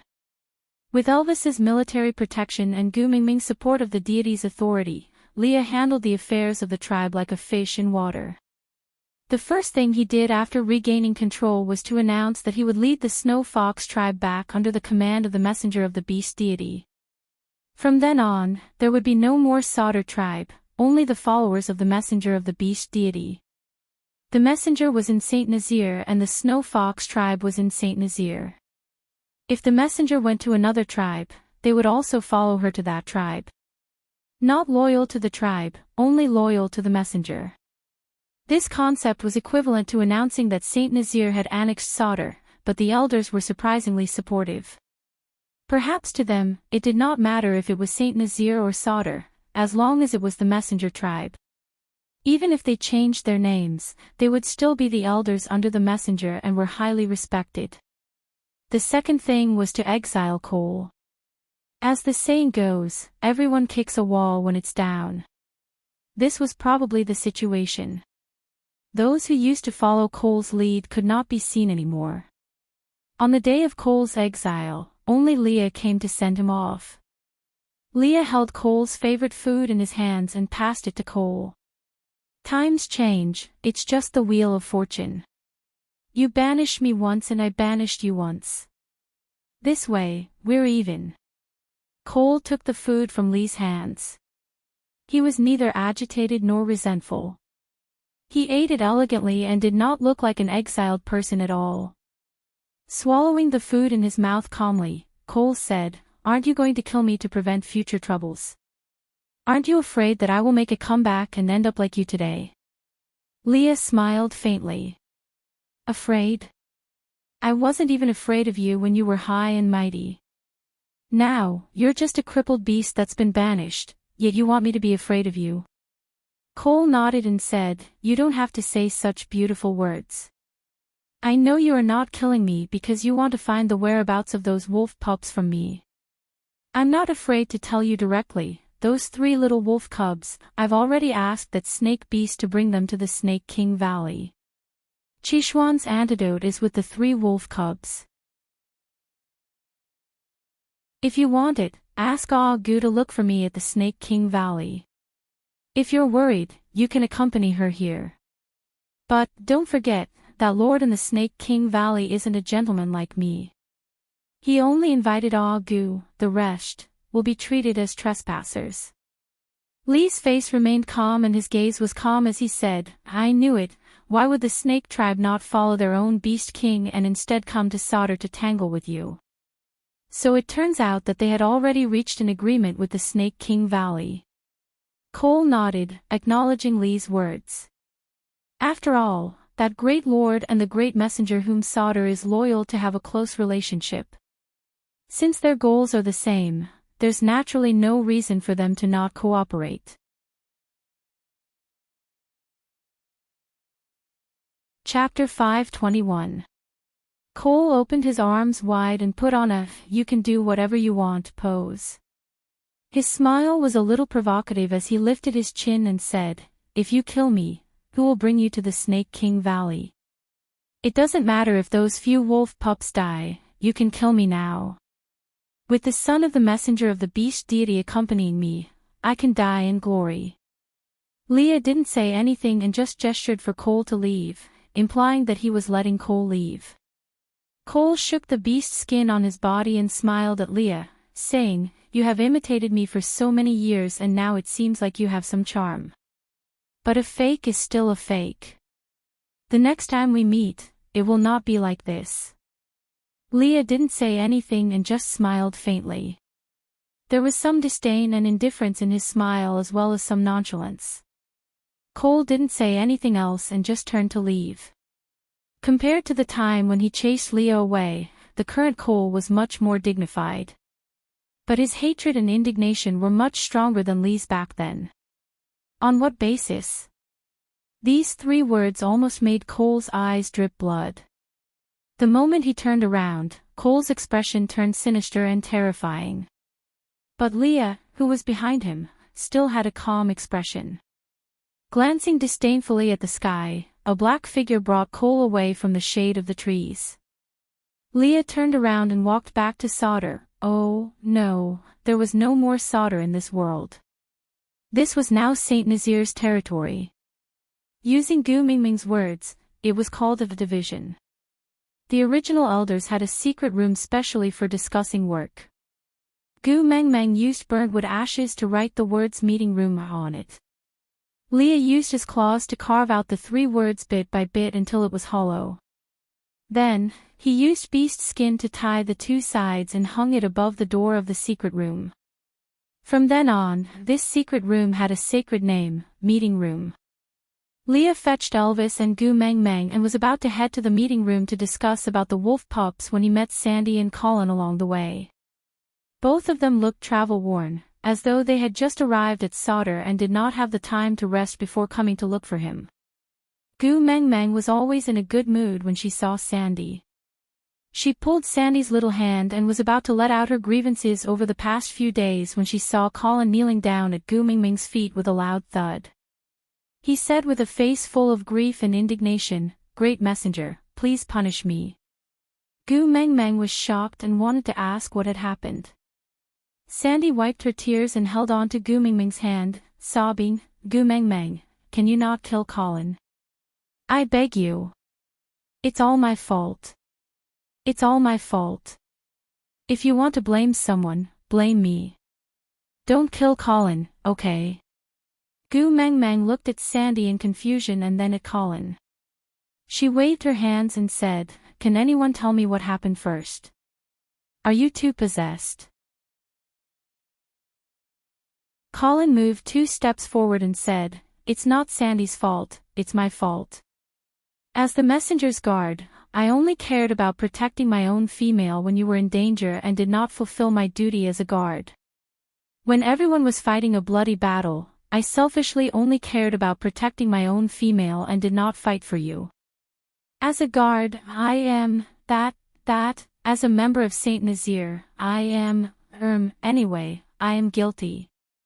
Sandy shook her head and held on to Gu Mingming's hand, saying, "No, you can't blame Colin.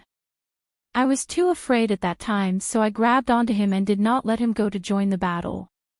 I insisted on keeping him by my side. It's all my fault, I am a burden to Colin. If you want to punish someone, punish me. Can you spare Colin?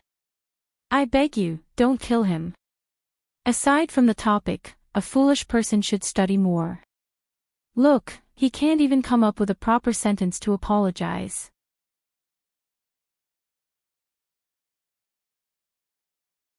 Chapter 522.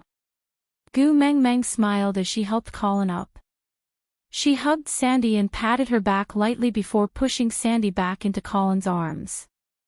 "Leave 2 of the strongest males behind to protect every female. The rest of the tribesmen will participate in the frontal assault. Isn't this Lee's battle plan? Colin and Bode are the strongest in your family. It's not wrong for them to stay behind to protect you. Why should I kill Colin?" Colin said in a simple and honest voice, "Because I'm the emissary's protector, the emissary's shield. When the messenger is in danger, I should be the first to stand in front of her." "But I..." Gu Meng Meng patted Colin's shoulder with a smile. "I am indeed the messenger of the beast deity. But everyone does not have the obligation to risk their lives for me. Emotionally, you protected my most important friend. Logically, you were just following the orders of your superior. So, you did not do anything wrong. But..." Colin could not win against Gu Meng Meng in an argument. But he knew in his heart that he was in the wrong in this matter. Elvis wrapped his arms around Gu Mingming's waist gently and pulled her into his arms. He looked at Colin with disdain. "Xiao Meng said that she will not punish you. But after this incident, it has been proven that you are not suitable to be the messenger's guard. From now on, you will be stripped of all your rights and responsibilities. Do you have any objections?" Colin lowered his head. "I have no objections." Elvis nodded. He carried Gu Meng Meng up. "Oritin will take over your position. If there's nothing else, you guys can go back." Gu Meng Meng. Sandy stared at Gu Meng Meng with her teary eyes. She felt very guilty. When Gu Meng Meng was in danger and trouble, she only cared about the safety of her own males. She clearly knew what Gu Meng Meng had been through. But when she stood in front of her, she did not even show a single word of concern. She only cared about helping Colin beg for mercy. She was indeed not a good friend. Gu Meng Meng returned a smile. She signaled to Sandy that it would be fine. But Sandy's eyes were still red from crying. She cried uncontrollably in Colin's arms. Elvis and Leah carried Gu Meng Meng to the meeting room. Leah repeated Cole's words to Gu Meng Meng without missing a single word. Elvis remained silent for a moment. "Leah, stay here and take care of Xiao Meng. I will go to the Snake King Valley to save the little wolf." Leah shook his head and said, "The monster in the Snake King Valley is not at Cole's level. Not to mention that you have just stepped into 5th level, even someone at the peak of 5th level like Cole would not be able to withstand a single blow from him. You have no chance of winning if you go alone. Let Oritin and Barit stay here to take care of Meng Meng. I'll go with you to the Snake King Valley, maybe, we have a 30% chance of winning. Gu Meng knocked on the table and said, if I didn't appear, the two of you would have been killed before you even had the chance to see coal. I don't want you to die for nothing. Elvis frowned and looked at Gu Meng. Xiao Meng, you promise not to make me worry anymore. Gu Meng pulled Elvis's hand and said, yeah, so this time I will drag you along with me on this adventure. Leah said, Meng, don't fool around. Gu Meng sat in Elvis's arms and turned to look at Leah, saying, if that peerless master in the Snake King Valley is really as unfathomable as you guys said, then no matter where I hide, it's only a matter of time before he finds me.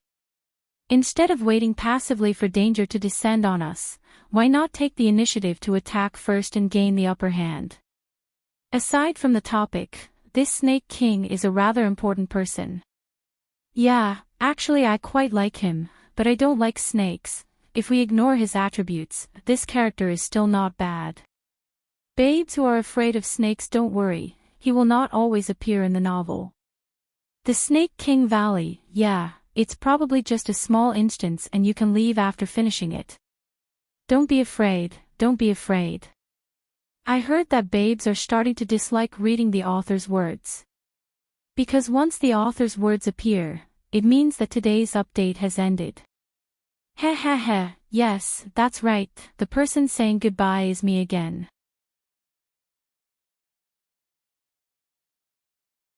Chapter 523. Leah stared at Gu Meng quietly for a long time before finally giving up.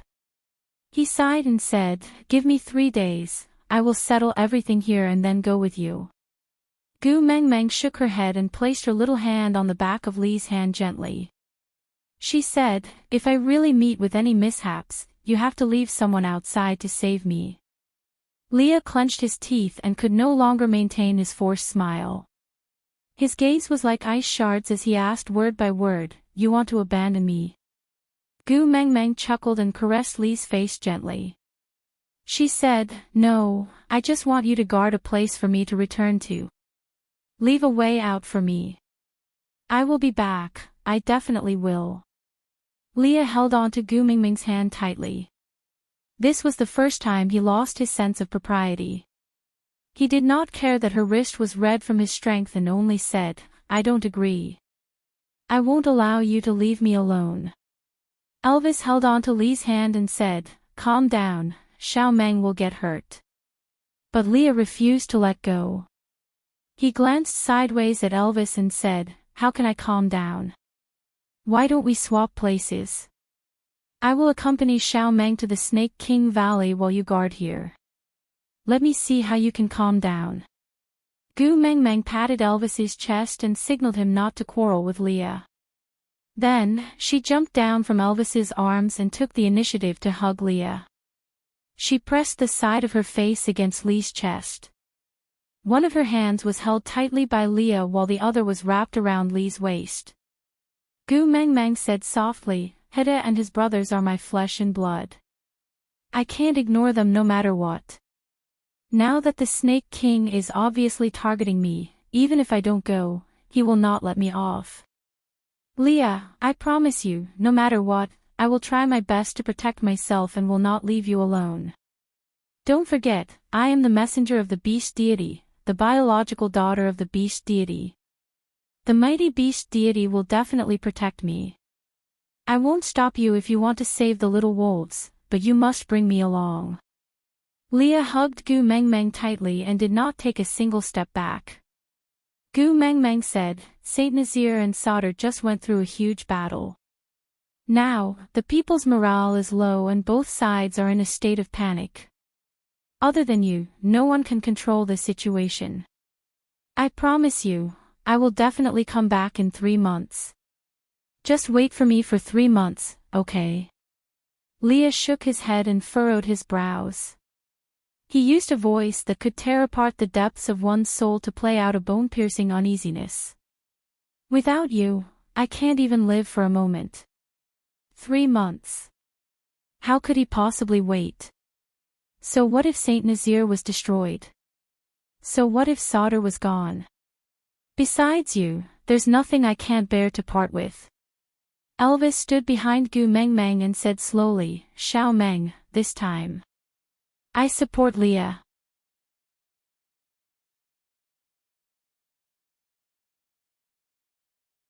She patted Ian's shoulder and said, Not bad, big brother. Anyone with wings is an angel.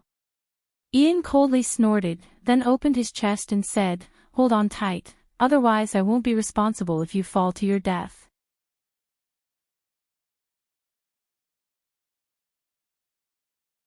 Chapter 525.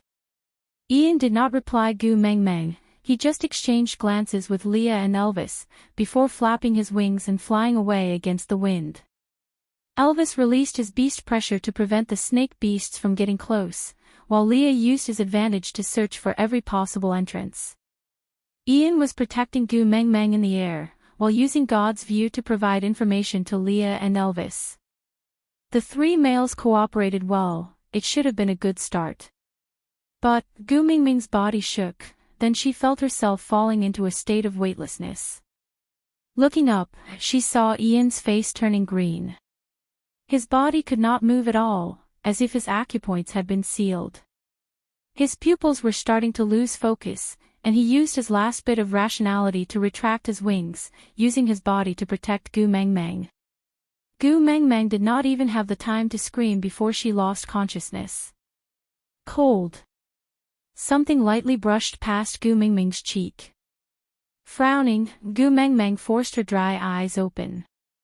He wanted to sit up, but he found that he couldn't control his body. Not to mention sitting, he couldn't even lift a finger. The only thing she could control were her eyelids and eyeballs. Awake? A cold and emotionless voice rang above Gu Meng Meng's head. Gu Meng Meng looked up with a posture that seemed like she was rolling her eyes. She could only see a naked upper body. Judging from the flatness of the chest, it should be a male. But this face was bewitching. She was definitely a cold and aloof elder sister. Leo was also very handsome, like a demon or a deity, but it would not cause people to doubt his gender. But this guy in front of her was like a demon or Rakshasa that crawled out from the 18th level of hell. His demonic aura was so strong that it was mesmerizing. He was just looking at Gu Meng Meng without any expression, but Gu Meng Meng felt as if she had fallen into a cave and was watching Chun Sanyang perform a striptease. Her heart could not help but beat wildly, and Gu Meng Meng even forgot how to breathe. Nice to look at. The evildoer was neither angry nor happy. He asked in an indifferent and calm tone. Gu Meng Meng was stunned for a moment, before realizing that it was impolite to stare at someone like that, so she quickly retracted her gaze and tried to cough. Realizing that she could still speak, she looked down at the tip of her nose and asked, May I know, you are? That demon raised his eyebrows and slid his body to the bottom of Gu Meng Meng's face. His cold fingers lifted Gu Meng Meng's chin lightly, and with an unhappy expression, he said, Why aren't you looking at me anymore? Gu Meng Meng did not hear clearly what the demon said, she just realized that she was lying in the tail of a giant snake. Her mind went blank and without thinking, she roared out loud out of reflex, "Aw!" That demon frowned and pushed Gu Meng Meng's chin with his fingers, forcefully interrupting Gu Meng Meng's shocking biological reaction. He pinched Gu Meng Meng's cheeks and asked, Are you afraid of me? Gu Meng Meng's. And Meng Meng Meng's expression, and said. Gu's S, Meng Meng's expression. Gu's S, and, King, and, Meng S, Meng.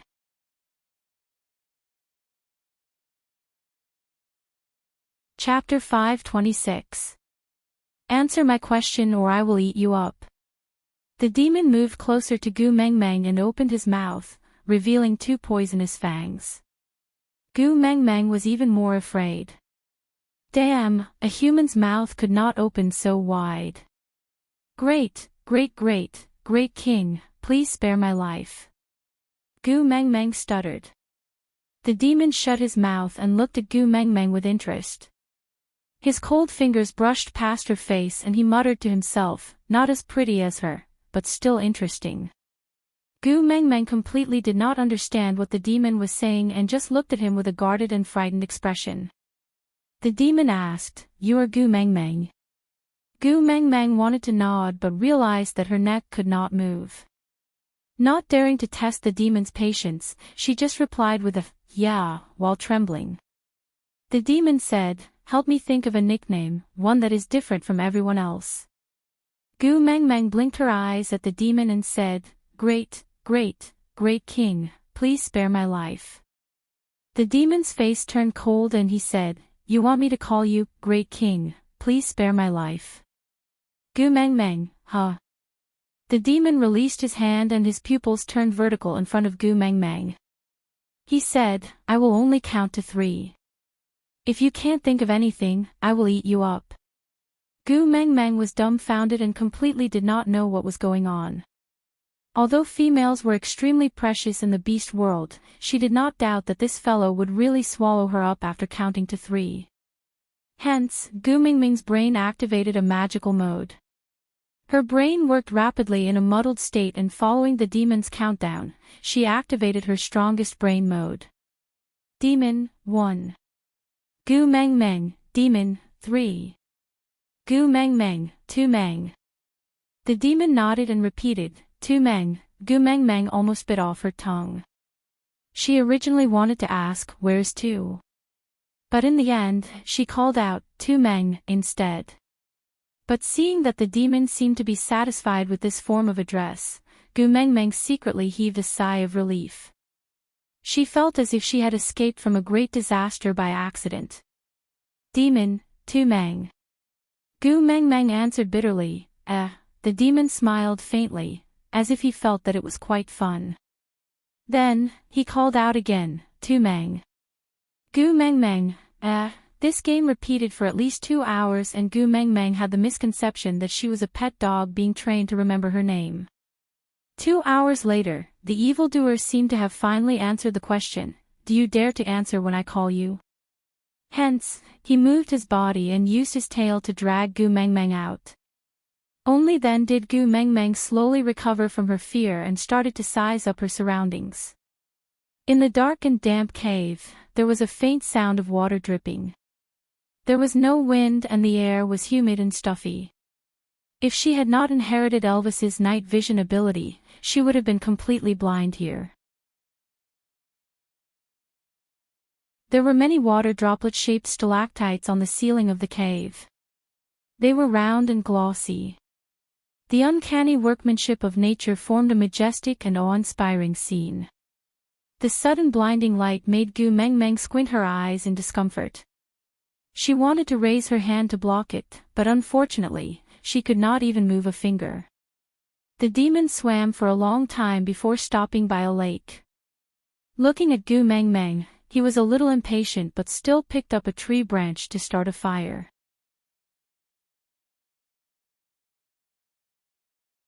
Chapter 527. After the fire rose, the demon frowned and took 2 steps back in disdain. He then looked at Gu Mengmeng and said, "I hate fire, you roast it yourself." Gu Mengmeng was on the verge of tears. "Mighty king, I can't move." The demon looked at Gu Mengmeng with the word trash written clearly in its eyes, but it still aimed the tip of its snake tail at Gu Mengmeng's mouth. Gu Mengmeng instinctively clenched her teeth and shut her mouth, but the demon suddenly moved its face closer and opened its mouth wide, frightening Gu Mengmeng so much that she screamed loudly. At that moment, the snake tail directly entered Gu Mengmeng's mouth. Gu Mengmeng felt something pricking her tongue. Then, there was a warm feeling spreading throughout her body, as if her frozen blood was starting to flow again. She gradually regained control of her body, from being able to curl her fingers to barely being able to sit up straight. Gu Mengmeng gradually started to feel a sense of security. "If I find out that you're trying to escape, I'll eat your partner first, then your pet, and then I'll catch you." The demon's voice was flat without any fluctuation, but Gu Mengmeng was so scared that she broke out in cold sweat. Twisting her neck stiffly, she forced herself to face this scary demon. She plucked up her courage and asked, "How are the 3 males that were with me?" The demon's eyes turned cold. He clearly did not like Gu Mengmeng mentioning other people in front of him, and had completely forgotten that he was the one who mentioned it first. Gu Mengmeng continued cautiously, "We don't have any ill intentions, they are just accompanying me to find my son." The evildoer said coldly, "I know." Gu Mengmeng tilted her head. "You know." The evildoer snorted coldly and said, "Yes." Gu Mengmeng was clearly so scared that she wanted to escape, but she still gritted her teeth and moved closer to the demon, asking, "How are they now?" The demon was displeased and said, "If you ask again, I'll eat them all." Gu Mengmeng waved her hands and said, "I won't ask anymore, I won't ask anymore. Please don't be angry, Your Majesty." The demon used his chin to point at the pile of animal carcasses at the side and said, "Roast them. Eat them." Gu Mengmeng nodded, not daring to retort. Her husband and son were obviously in the hands of others. How could she dare to disobey? But when she turned around, Gu Mengmeng was dumbfounded. She was just a weak woman without the strength to even truss a chicken. Roasting a rhinoceros with her bare hands was something she couldn't do. The demon was behind Gu Mengmeng, and seeing that she was not moving, he urged, "Roast it quickly." Gu Mengmeng turned around and said softly, "I can't." The evildoer made a tisk sound. Then, with a face full of reluctance, it used its tail to roll up a huge beast and used a thick branch to roast it over the fire. Gu Mengmeng watched as the fur curled up and turned black, giving off a pungent and unpleasant smell. Her stomach churned, but she did not dare to vomit. She could only pray continuously in her heart, "Damn, this thing that was scarier than Elvis's cooking, please don't let me eat it." However, the beast deity clearly bore a grudge against Gu Mengmeng for pretending to be his daughter. The demon placed something 10 times bigger in front of Gu Mengmeng and said, "Eat." Gu Mengmeng asked in a trembling voice, "Can I not eat it?" The demon frowned and asked coldly, "You dislike me?"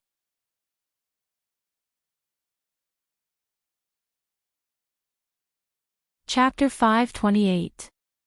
After 2 mouthfuls of roasted meat, Gu Mengmeng fainted once again. The moment her vision turned black, she actually smiled, so damn blissful. This was simply a release. Tu Meng. Tu Meng. The demon's unhappy voice rang beside Gu Mengmeng's ears, but she was secretly happy like a question. "I'm going to faint. Let's see what else you can do to me." Ha ha ha ha. Time seemed to have stopped. Gu Mengmeng did not know how long she had fainted, but when she woke up from the urge to pee, the sky was already filled with stars. "Awake?" A cold voice rang above her head. This familiar feeling sent a chill down Gu Mengmeng's back, but she did not have the courage to turn back. If she were to see that gigantic snake that was as thick as a towering ancient tree, Gu Mengmeng had no doubt that she would pee on the spot. Say, "Sir, I want to go to the toilet, can I?" The demon responded with a cold, "Yeah," then added, "Finish it within 10 steps, if you go too far, I'll eat you up." Sigh. Gu Mengmeng put on a long face and tried her best to take the biggest stride. She successfully went behind a big tree on her 10th step and quickly finished her physiological needs, before heaving a sigh of relief and standing up slowly. Lying on the tree trunk, Gu Mengmeng peeked her little head out secretly. Without a terrifyingly thick snake tail, there was only a handsome young man standing under the moonlight. His gaze was filled with evilness as he raised his slender finger and pointed at Gu Mengmeng. Then, he flipped his palm upwards and hooked his finger. Gu Mengmeng shrunk her neck and walked out from behind the tree timidly. She took a closer look and confirmed that this fellow was indeed that demon. But after transforming into a human, he did not look as scary as when he was in his half-orc state. His body was well-proportioned and slender, unlike Elvis's strong and muscular body, nor Lee's well-proportioned body. It was a type of muscle line that was in between Elvis and Leah. All the muscle fibers grew vertically, making his entire person look even more chiseled and beautiful. Strength and femininity were perfectly combined on his body, and the whiteness of his skin had reached a stage that made one's hair stand on end. Gu Mengmeng had the urge to poke him, because she felt that his skin was so good that a little force could poke a hole. The demon looked at Gu Mengmeng coldly and accepted her stare calmly. After a long while, he finally spoke, "You're not afraid of me anymore." Gu Mengmeng was taken aback. She immediately lowered her head and maintained the posture of a little eunuch, saying, I'm scared, Your Majesty, you are wise and mighty, you have unified the world." The evildoer snorted coldly and stretched out his hand, palm facing upwards. Gu Mengmeng looked at the demon's hand in confusion, then raised her head to look at his eyes. The word, dumbfounded, was clearly written all over her face. The demon said impatiently, "Hand." Gu Mengmeng responded with an "oh," then, like a dog being taught how to shake hands by its owner, she clenched her fists and placed them on the demon's palm. She was just short of sticking out her tongue and barking, "Woof woof woof." The demon's hand was long and huge. With his fingers slightly bent, he completely wrapped Gu Mengmeng's little hand in his own. The corners of his lips curled up slightly, as though he found it miraculous. Then, he murmured softly, "So it really is hot, what?" Gu Mengmeng tilted her head and asked. The demon did not reply and just pulled Gu Mengmeng deeper into the forest. You're tuning into the Journey of the Soul YouTube channel. Don't forget to subscribe and join us on this journey to catch the most captivating stories.